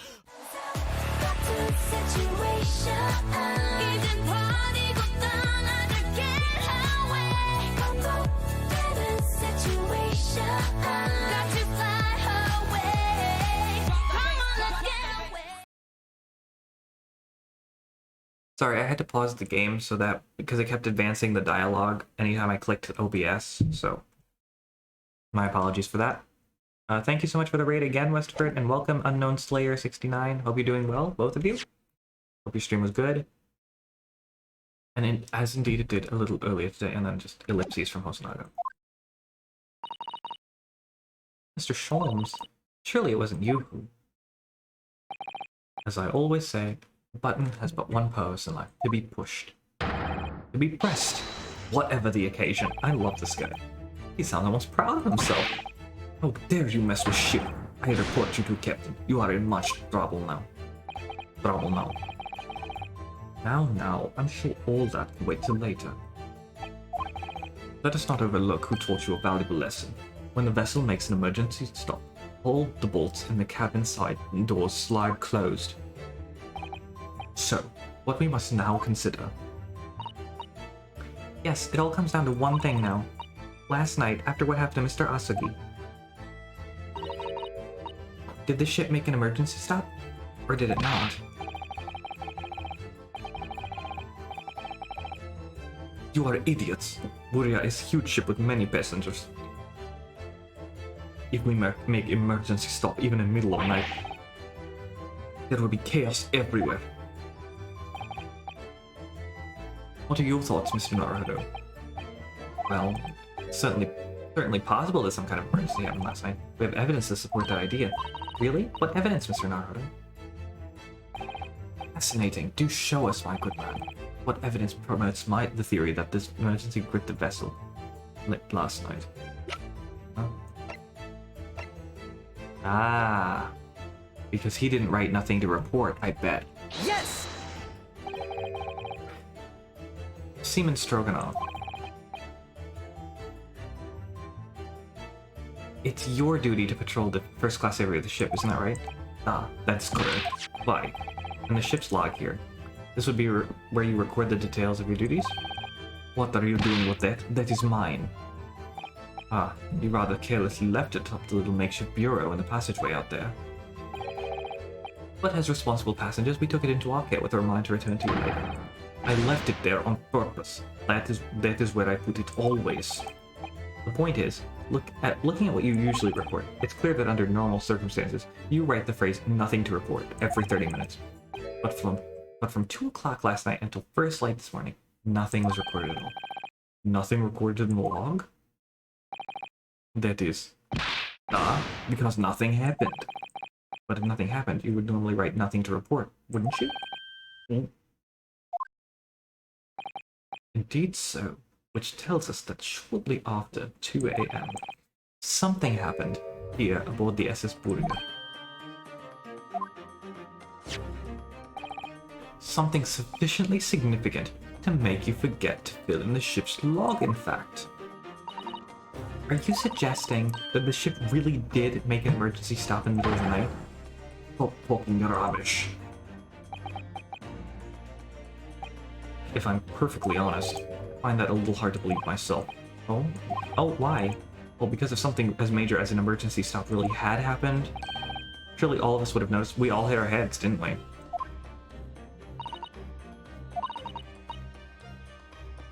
Thanks to the emergency stop we experienced earlier, we all know what it feels like now. I forgot to do the voice. The ship lurched so violently, the alarm bell was so loud. I can't imagine anybody would sleep through that, even if it happened in the dead of night. Well, no, that's a good point. What of the throbbing? Sorry, what do you mean? Your head, man. The throbbing of your head since this morning. We have all suffered with it. Ah! Oh, yes, I have had a headache, you're right. In fact, I haven't been feeling myself since I woke up this morning. Nor have I.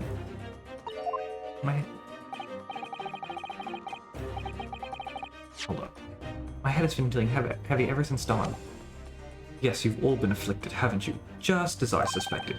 He's right, my head's been throbbing today too. Wow. Since eating my dinner yesterday evening, everything's felt sort of hazy. I can't really remember anything that happened after I climbed back inside the wardrobe.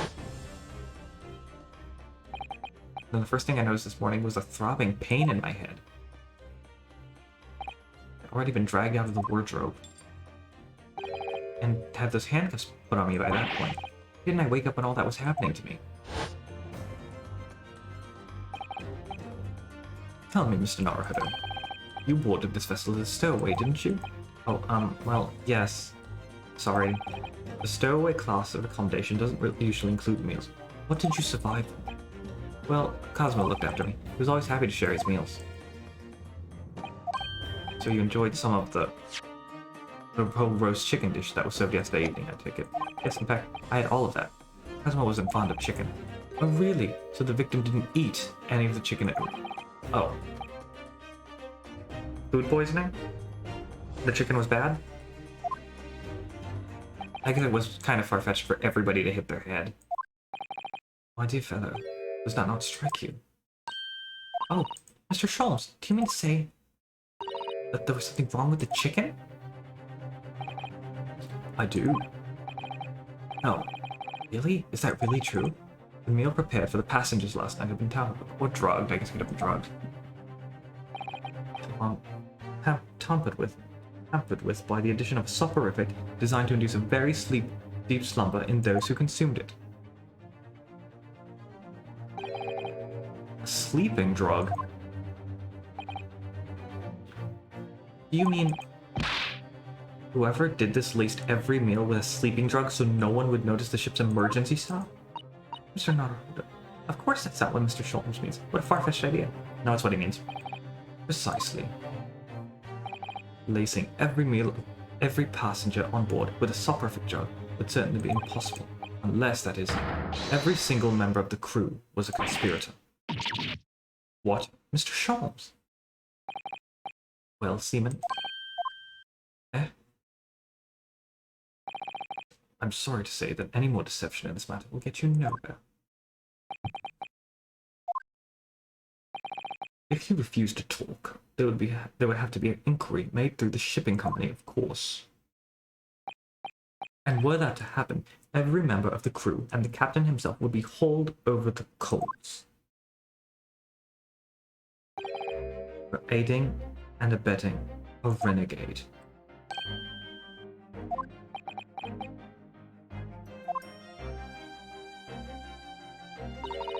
Please, no more. I will tell everything. Eh? I cannot make progress like this for everyone anymore. These crewmen are your former comrades, I believe. Yes, so when I decided to run away, I asked them to help me. We all agreed to help, everyone together. She threw away everything. Her fame in the ballet, Mother Russia, we wanted to help our angel. I don't believe it. You are right. We put sleeping drug in chicken last night. Yes, I remember now. I did notice chewing on a lump of something strange and bitter at one point. Okay, you could have brought that up. We could not make old drug, how you say, dissolve? Ugh, talk about heavy seasoning. At midnight, in waters near Shanghai, we brought our angel on board. She was held by comrade on shore with small fishing boat. While all the passengers of the SS Booria slept soundly, thanks to the almost magical effects of the slumber-inducing potion their evening meals had contained. So, that's what happened. The only people awake on the ship last night were the crew, people who disliked chicken, and the newly boarded passenger, Miss Pavlova. And that means it would have been possible for you. You could have used the emergency stop trick to lock Cosmo's cabin door. But she would have been locked out of her own room. Unless somebody was in there. But how does that make sense? How does that make sense? Really, every cabin and locked in that case, and there would have been complete chaos. Oh, I wouldn't say so. What? Ah, of course, just like us. The other passengers would have eaten their evening meal of chicken in their cabins, after which they would have been overwhelmed with tiredness because of the sleeping drug. Right, and accordingly, all passengers were already in their cabins for the night. Yes!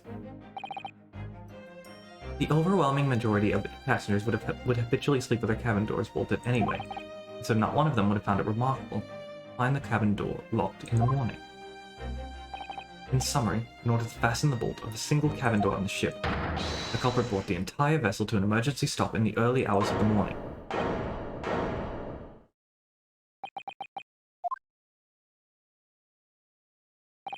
You have talked a long time and said many things at this point.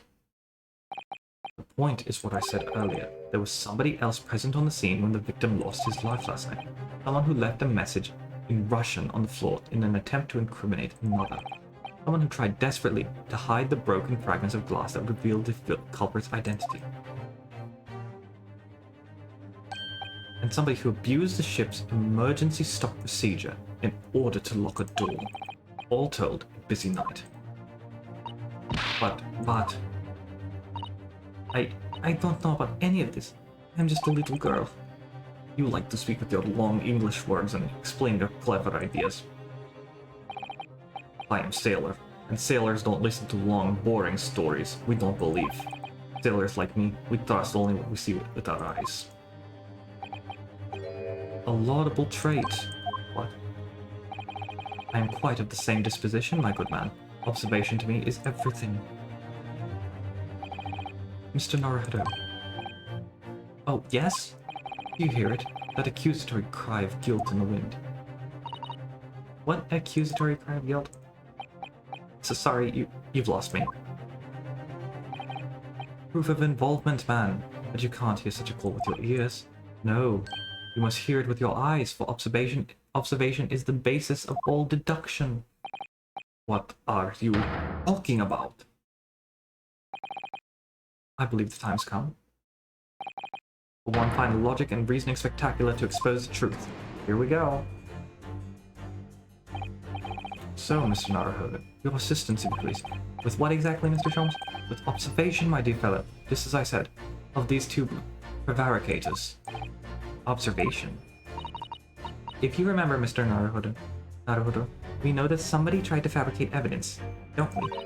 By tampering with the scene of Mr. Asugi's death. What we're looking for is some trace of evidence that one of these two was there when it happened. Precisely! You were delightfully quick to grasp my meaning. Alright, I'll see what I can see. So we're looking for trace evidence that shows someone else was there last night when Cosmo died. Not even in the right room. Hello. Oh my god, look at that. You need a bigger shirt, my dude. Like, it's kind of... You need... Yeah, get a bigger shirt, my man. Yes!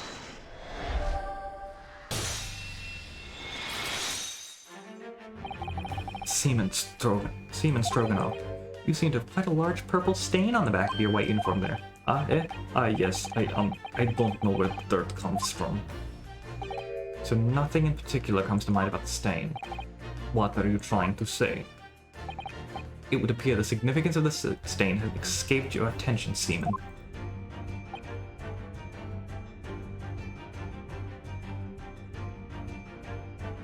God, if I... Oh my god, I just had the worst idea for a raid message I've ever had in my life.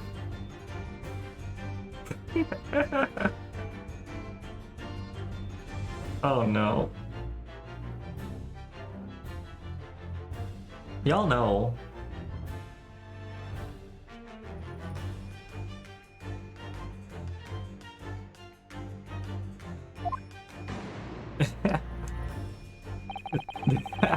Hashtag unfortunate seaman stain. Goddamn. It's a very large purple stain on the back of Seaman's Pokemon uniform. And what I think made it, and I think what made it is clear. Indeed it is. But Mr. Naruto, present the evidence that proves it. My pleasure. Alright then. The evidence that proves what that stain on the back of Seaman Stroganov's uniform really is. It's the ink. Wherever that is.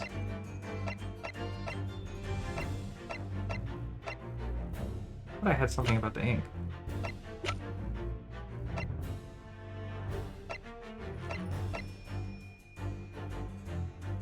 No, it must be this then. I thought we had a picture of the ink in particular.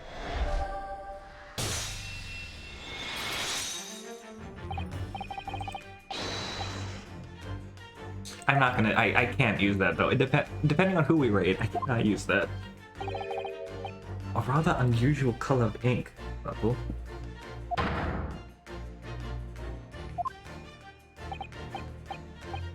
Ah, the penny drops. At last. Now you see the significance. I've been waiting for the penny to drop. I've been working to get back what I lost. Don't think I want what I used to want. Don't think I need what I used to need. Don't think I...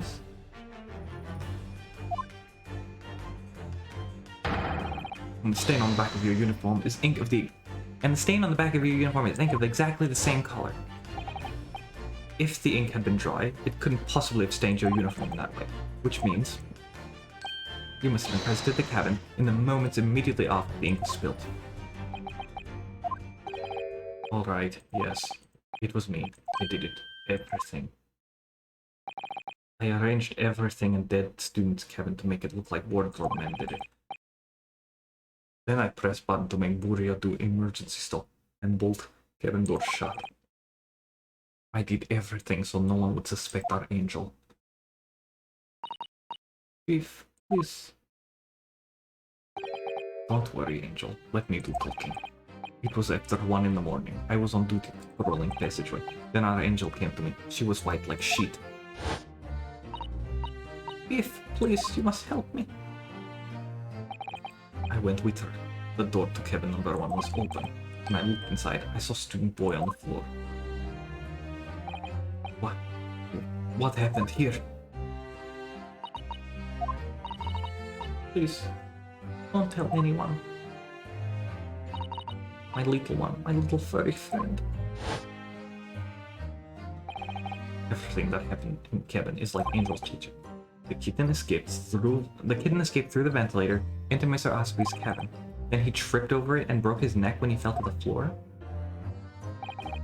Yes, that is right.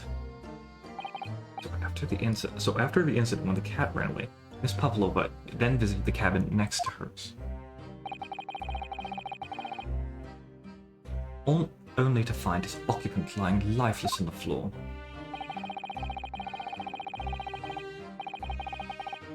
She said she was worried when she heard sound of something falling on the floor. That's when she went to take a look. No, Angel?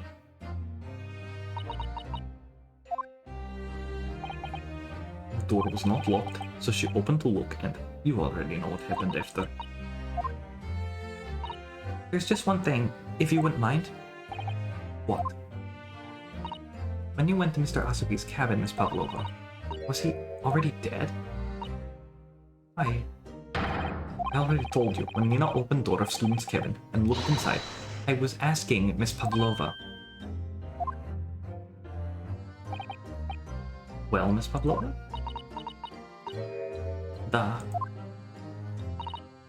Oh. Yes. Yes, that is right. I saw him. It was dark, and he was wearing black, but he was on the floor, not moving. I was scared. Blunt force trauma usually doesn't happen when somebody falls. I don't know. Unless I'm just stupid. I don't think you get a blunt force trauma to the back of the neck by falling like that. Maybe I'm wrong? Is that finally it now? Have we discovered the real No, we didn't have a breakdown. Ah, something very nearly slipped in my mind. Oh, Mr. Sholmes? This photograph. Yes, I took this myself, you know. The cause of death was a broken neck. Therefore, the victim died instantly. And then the unfortunate incident that precipitated these events, a kitten on which the victim stumbled. However, if those are the facts, then there's one particular area in this photograph that seems to me somewhat unnatural. What do you mean, unnatural? What are your thoughts on the matter, Mr. Naruhodo? Oh, well... Oh god, here we go.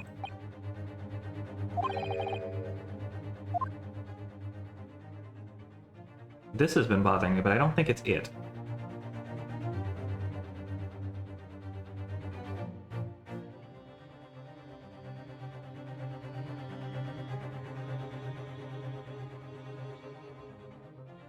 I don't think this is it, but you know what? What the hell? I got 5 things.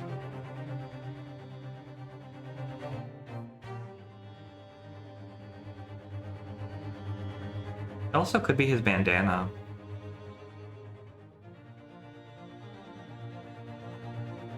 No, that seems right, though. I'll try this little spot here. It's been bothering me for the longest time. Yes! Oh. Word in Russian clearly wasn't written by Kazuma. Looking for some natural. That's the obvious point. Oh. I overthought it. Oh. No, I didn't. Actually, cross details extra by the... Oh, I see. Imagine, if you will, losing your footing yourself. In my opinion, you landed as the victim appears to be. Oh.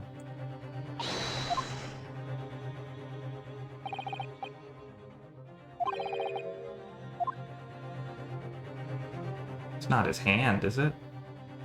Oh no, would you fall with a fist closed? Yes! Alright, if he really fell due to an unfortunate accident, then his fist just doesn't seem quite right.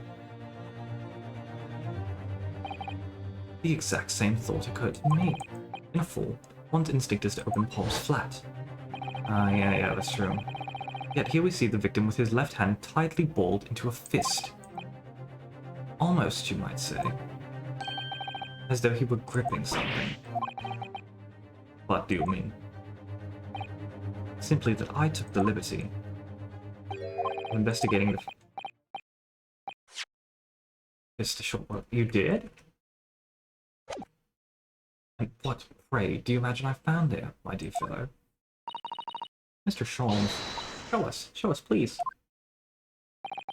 Why, of course, my dear madam, would I keep you in suspense? This is what I found. Oh my god. Oh, a crescent moon with a gemstone in the middle? Yes, you're right. Yes, you're right, a crescent moon. It's very pretty, but what does it tell us? It tells us nothing. I'm not so sure. That crescent moon looks familiar somehow. I know exactly where that's from.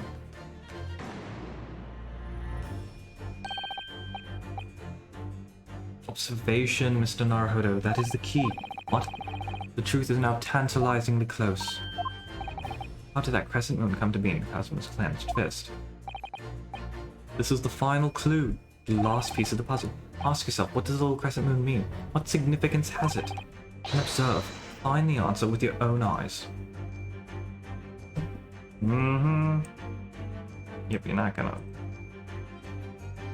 get Yes! that. Not that easy. Not that difficult. I like the shattering effect a lot, actually. Miss Pavlova, on your ear there. I see you have a crescent moon as well. Ah. What? And on your other ear. I seem to see a crescent moon missing. Okay, at least he didn't pull out the whole frickin' earring. That's what I thought for a second. I was like, oh. The little link holding on it must have broken, I suppose. Now, the missing crescent moon was found in the victim's clenched fist. Clearly, there's only one logical conclusion. Wouldn't you agree, Mr. Naruhodo? Yes. Yes! Miss Pavlova, Mr. Asugi must have grabbed that crescent moon and pulled it from your ear, perhaps just moments before he fell to the floor. In other words, last night in Mr. Asugi's cabin, you witnessed a moment when the victim fell with your own eyes. In fact, you were quite literally at arm's length from him. But then the question is, why did Mr. Asugi do that? Why did he pull your earring from your ear and hold it in his clenched fist during his final moments? Oh no. Enjoy. No one can protect you now. Please, Miss Pavlova, tell us the truth. Last night... What did you do to Cosmo? Ah. Oh my. Shattered.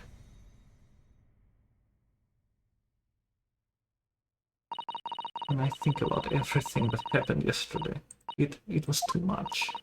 Turning away, the fishing boat in the middle of the night, trying to climb onto this huge ship. And then, when I was at last in this cabin and I could relax after this horrible long day. Meow! Darka, wait!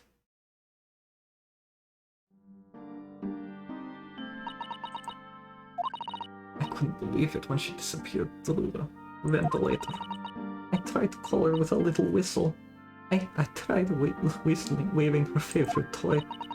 But nothing worked. Darka would not come back.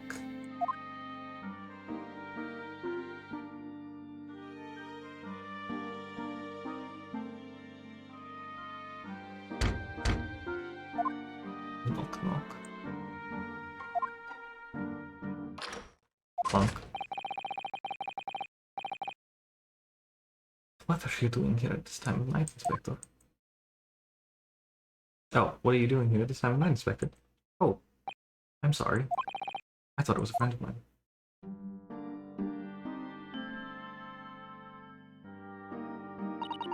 The young man from your country. He was very polite and very kind. He helped me to find Darka, and he promised not to tell anyone. But then, when I had my friend in my arms again, I was going to leave the man's cabin. Just a moment. Sorry, but... Oh.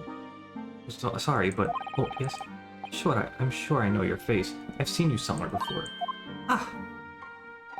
Of course, you're Nikolina Pavlova, aren't you? The Russian ballerina. Huh? No, I don't know that name. My heart nearly stopped when he said that. He knew who I was. How could I like with this man from a land in the faraway east, no Russian ballerina? Yes, I saw your performance in Japan. The beauty of the ballet made a deep impression on me. But what are you doing on the ship? I'm sure I read that your ballet company was performing in Shanghai at the moment. I can't fool him. I have to tell him the truth and hope he doesn't tell anyone. I have no other choice. I see, so you run away. Please keep my secret. Don't tell anyone. Give me a moment. I could use another opinion here.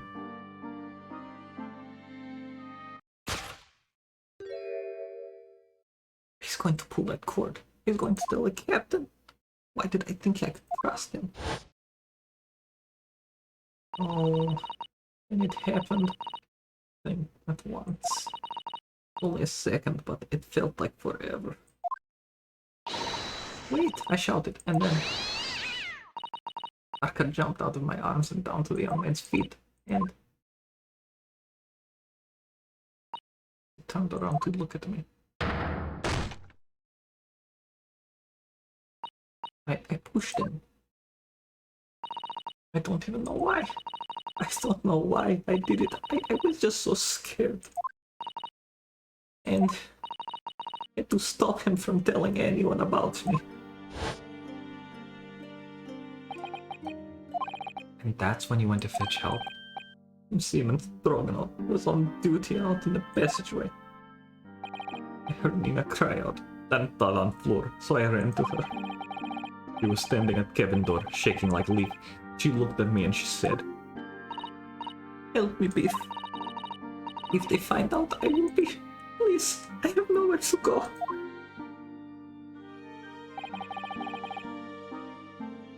So you decided to help. And that's when you arranged things in Cosmo's cabin to make it look like I did it.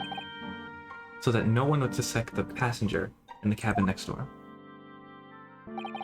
Yes. I went into cabin and I looked around to make sure there was nothing to show Nina was there. And then I found Stowaway in wardrobe, still sleeping. Right, that's when he found me. So you worked out a plan. Yeah, I really like that. It makes me... It's an interesting parallel to the Mia case, because in both cases, your mentor and, like, the closest person to you, one of the closest people to you, has passed away because they were murdered. But in the Mia case, the man was so obviously evil, and just, you know, you just wanted to get him so badly. But, like, honestly, when I was playing through this, I don't want it to be Nina. It's like, I feel so bad for her, but, like, it's inexcusable what she did, but... And it was all a misunderstanding, so it's a very interesting parallel to the Mia case, with a similar outcome in that, you know, your Mia dies, but just the motive wasn't there. So you worked out a plan to lay the blame on the Stowaway. I closed the wardrobe doors and put back strange paper signs. Luckily for me, that's the only reason Susato-san started to believe me when I said I was innocent. I dragged the young man's body to a good place, and I used ink he was spilling on to write on floor. I wrote wardrobe. I wrote tap-de-bob. Tap-de-bob. So that person who found him would look inside wardrobe and find Stowaway. And tell me, what of the glass bell? It was by my feet, so I picked it up. I see. But it was dark in cabin. I didn't notice the other half. The angel went back to her cabin, and I finished up. By pressing the emergency alarm button in the passageway.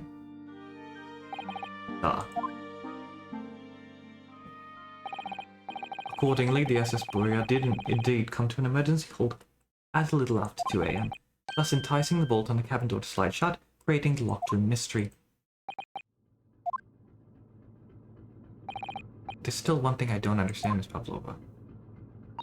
What? What? You said that you told Cosmo about the fact that you ran away from your home. It's because you were worried that he was going to tell the captain that you pushed him. Isn't that right? Yes. But even if he had pulled the bell cord and called for the captain of the ship, aren't you friends with every member of the crew? Why would that have been a problem? It was what he said first that made you skip. What he said first.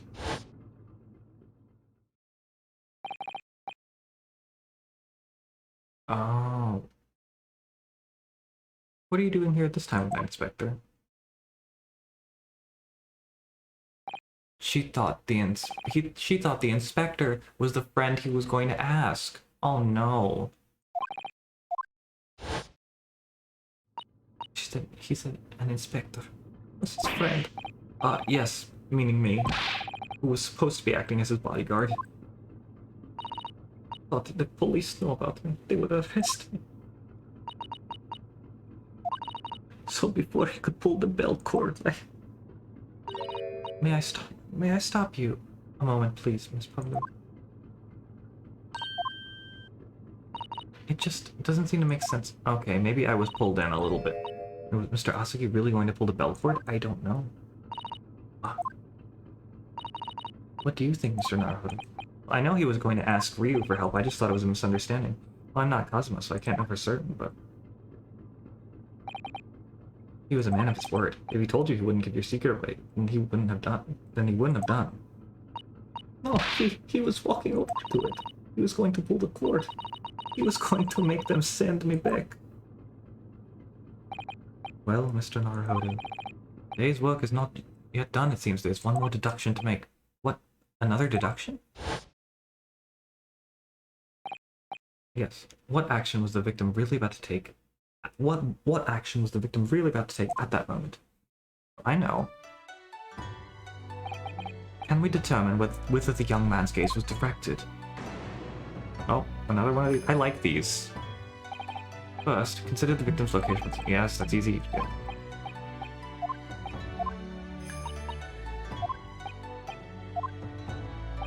Are you ready then, Mr. Hart?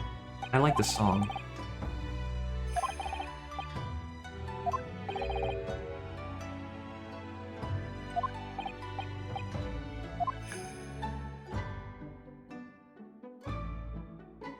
Take that!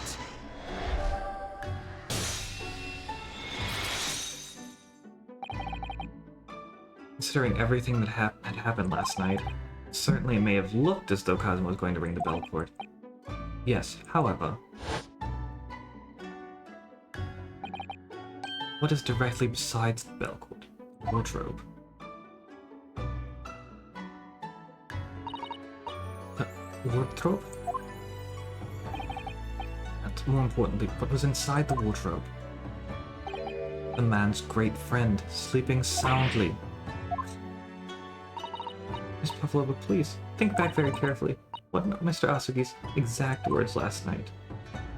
Give me a moment. I could use another opinion here. Another opinion? Yes, but not from a member of the crew. No. Mr. Asugi intended to consult his close friend on the matter. To see if between them they might be able to help in some way, no doubt. Oh no. Sadly, we can't know the truth for certain now. It's too late for that. But I wish you had made sure of what Mr. Asugi was looking at. Things may have ended very differently if you had.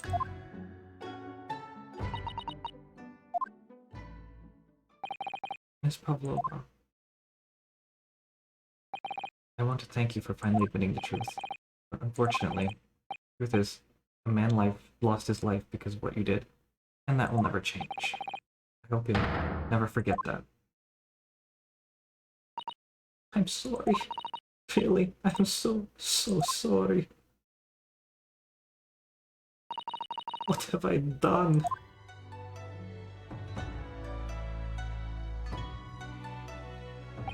And so, at long last, The mystery surrounding the tragic accident on the SS Borea was finally laid to rest. Oh my god. Oh my fucking god.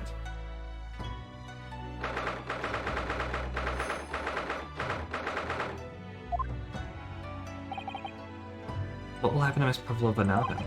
Once we reach Great Britain, she'll be handed over to the British police in Scotland Yard. What about the fact that she ran away from Russia? Won't the Russians try to repatriate her? Apparently, the English detective can speak to the immigration office and sort that all out. Mr. Sholmes can do that? So she won't be going back to Russia then? No, I don't think so. Even if she wanted to return in the future, I doubt she'd be able to. She ran away, so now she's in exile for life. See? I'm sorry. Seen Stroganoff? I wanted to help our angel, no matter what. But I didn't think about you, about how you lost your good friend. I will go with Nina. I will give myself to British police. That's kind of you. In the meantime, thank you for letting me go free again. Cosmo's death feels like such a waste, but... well... do what you can for Miss Pavlova, won't you? Duh. Well, I'm afraid you need to pack now. We're due to arrive in Hong Kong tomorrow, as much as it pains me. I'm going to have to hand you over to the consul to arrange your passage back to Japan. Yes, I did stow away after all. I couldn't really expect any different. So, you should get back to your cabin now.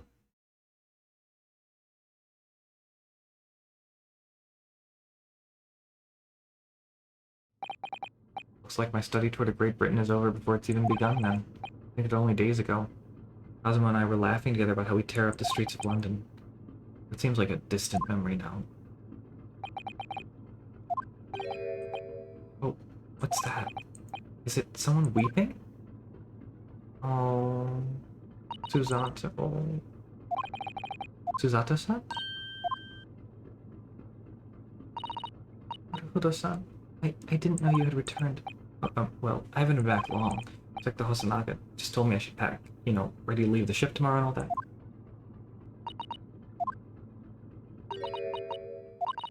Still, can't believe this has happened. I can't believe someone's life can be over just like that. Suzato-san.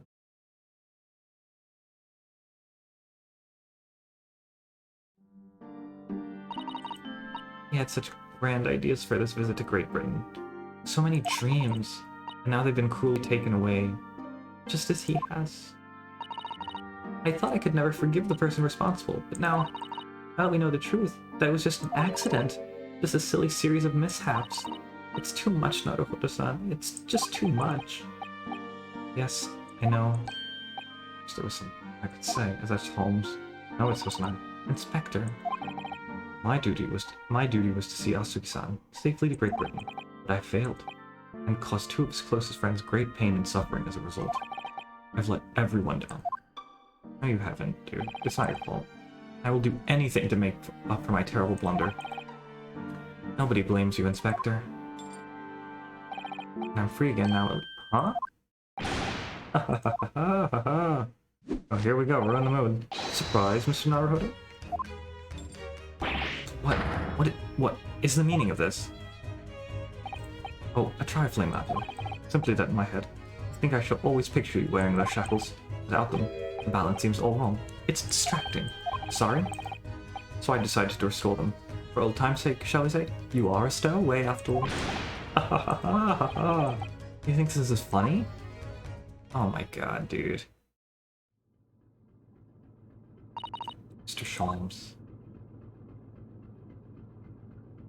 We do appreciate all your assistance. I'd like to thank you from the bottom of my heart. Not at all, not at all. I know it's a little late. May I offer my sincere condolences. The loss of your companion is truly heartrending. I hope that you will be able to fulfill some of his aspirations in your honor. Must be in the kitchen still. I know I left something over there.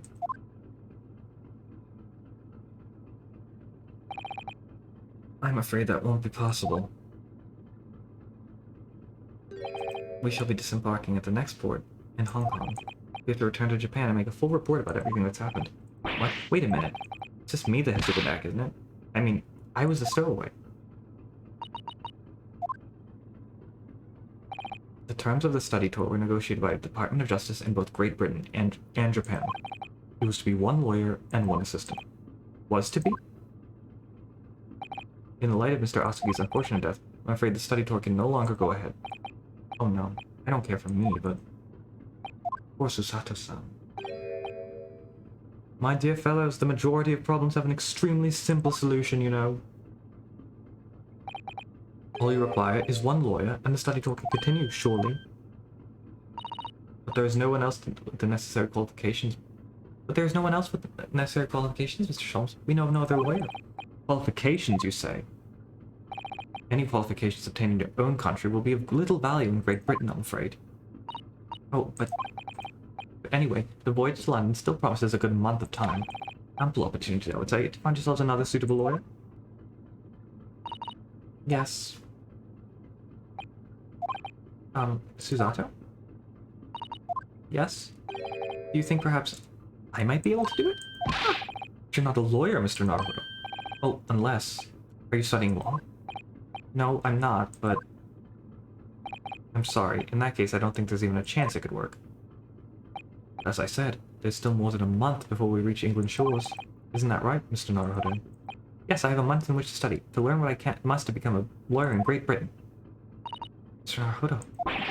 That's ridiculous. Are you seriously suggesting anybody could learn all of that in just 40 days? There's only one way to find out. I would work my fingers to the bone, Inspector, every single day. Would you let me try? And if, by the time we reach Great Britain, I haven't learned enough to be recognized as a lawyer, I'll take whatever punishment is deemed appropriate. But why put yourself in such a difficult position? For Kazuma.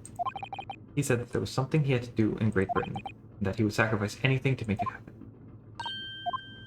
He was passionate about it, and I can't let all that passion just come to nothing. And anyway, it's for my own benefit too. I will become a lawyer. I have to.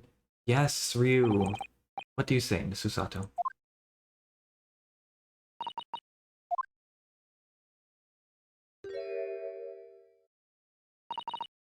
I think it's a wonderful idea. Thank you. So, what does our bespectacled inspector friend?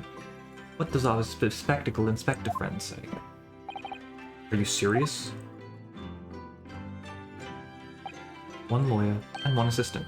The numbers are indisputable. No, it's madness. Yet fascinating, wouldn't you agree? Fascinating? Duty and rules are the dull routine of existence that we all abhor. Give us interest, give us fascination. Speak for yourself. Besides, qualifications are no measure of a man. What matters is character, no? And you've witnessed ample evidence of this man's exemplary character today with your own eyes. From the early hours of this morning till this very moment now. Despite contending with the passing of his close companion, and despite the accusation of guilt, this man has shown resourcefulness, intelligence, and above all, courage.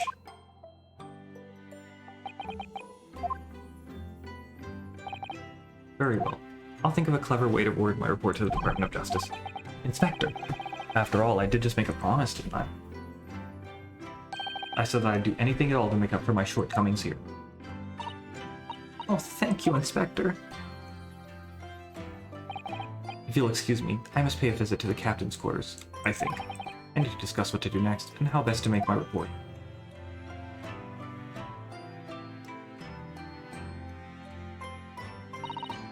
Are you really prepared to attempt this, Mr. Naruhodo? Yes, I'm going to try. I wonder, would you consider teaching me what I need to know? Everything about being a lawyer? I would be delighted to help you. I am a judicial assistant after all. Thank you. And, Mr. Naruhodo, I'd like you to take charge of this. What? Me? Are you sure? I'm sure it's what Kazuma-sama would have wanted.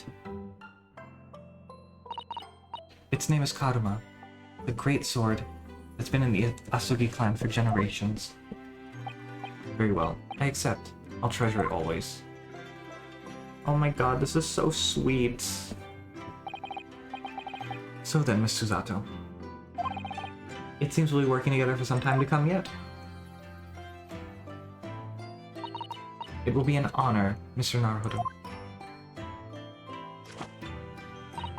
And for the next 40 days, I shan't grant you a single minute of freedom.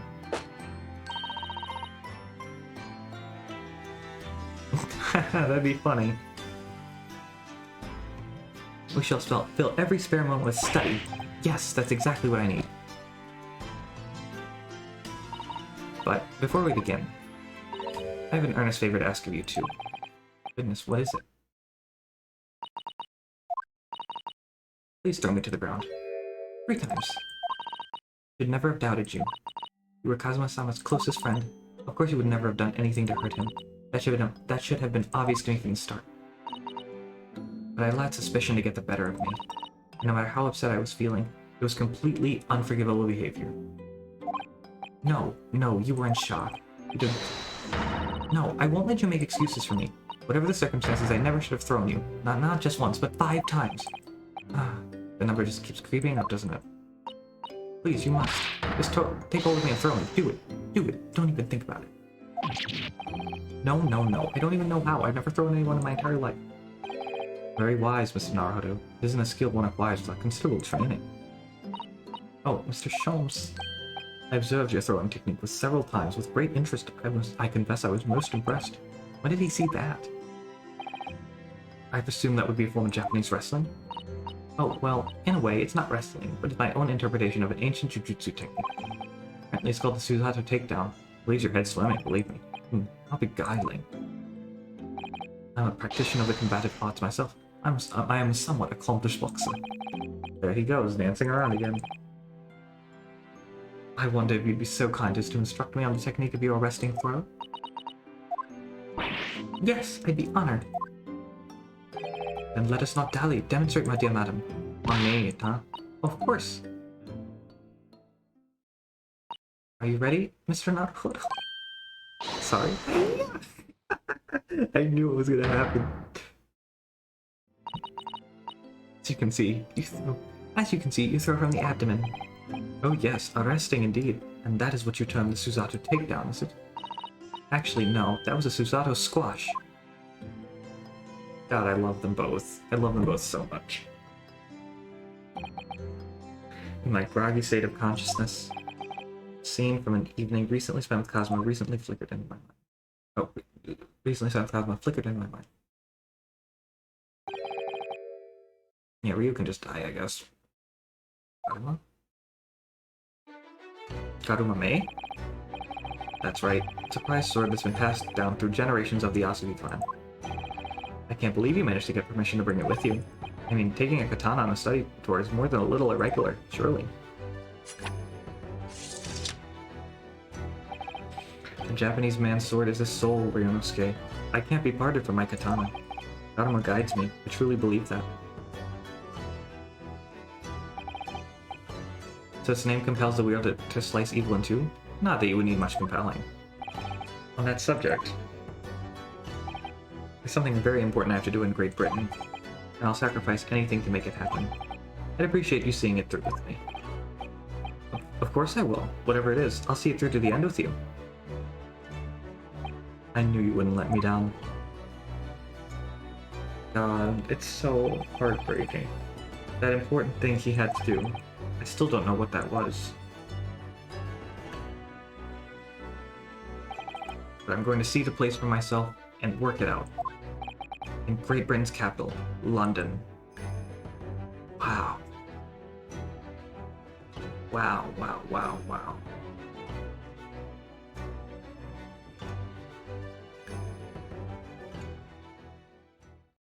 Oh my god. That was fantastic, actually. To think, all this time we've had cases without a trial, investigations. I've never... A case without a trial. Now that's original, first of all. Let me just get you there. But then, oh my god, the way it was all put out,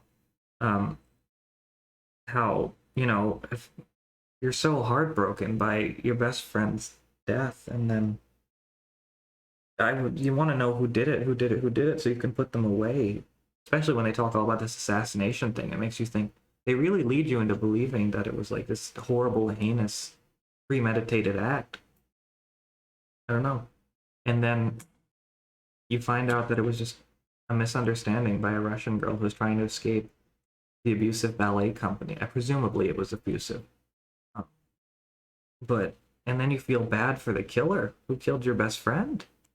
It's like, oh my god, that just took my heart in so many different locations. I loved it. I loved it so much, and I was wondering how they were going to fit in another trial before he got to London, because I knew he got to London in case 3. Because to be honest with you, it came in. I saw it in a promote message. Somebody else who was streaming this game. They didn't spoil anything, but they were like, "Finally, you're in London." I was like, "Hey, what do they do for case 2 then? Is it still another thing in Japan?" But wow, there's so many questions that just answered for me, and it broke my heart in two. And then it got me all resolved to do what I needed to do, and then the result of what I did ended up breaking my heart again. So it's like, I'm gonna stop rambling soon, but what a great case. Just fantastic. So thank you. With that, I think we're done for the night. We've been going for 5 hours. I actually took a break for once in my goddamn life. That's nice. Yeah, great case, attorney. Let me go see who we can raid tonight.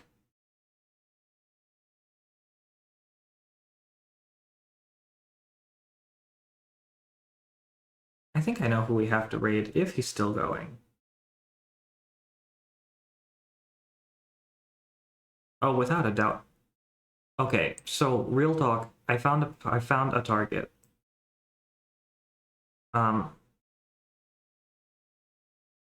But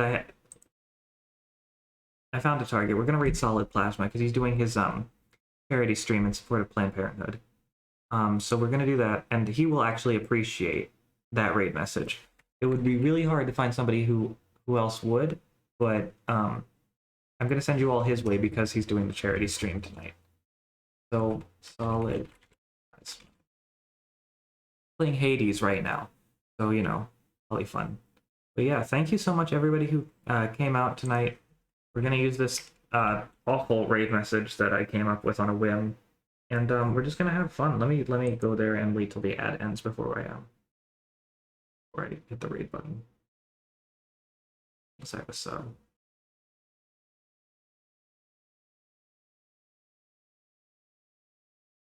Come on, come on, come on, come on, come on. Nope, there's an ad. Okay.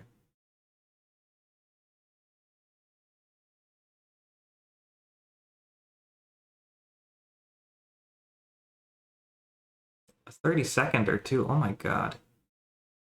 Whatever. We'll just raid and I'll wait for the ad to end. Come on, guys. Let's go. Have a good night, everyone. Love you all so much. And have a great night. Bye.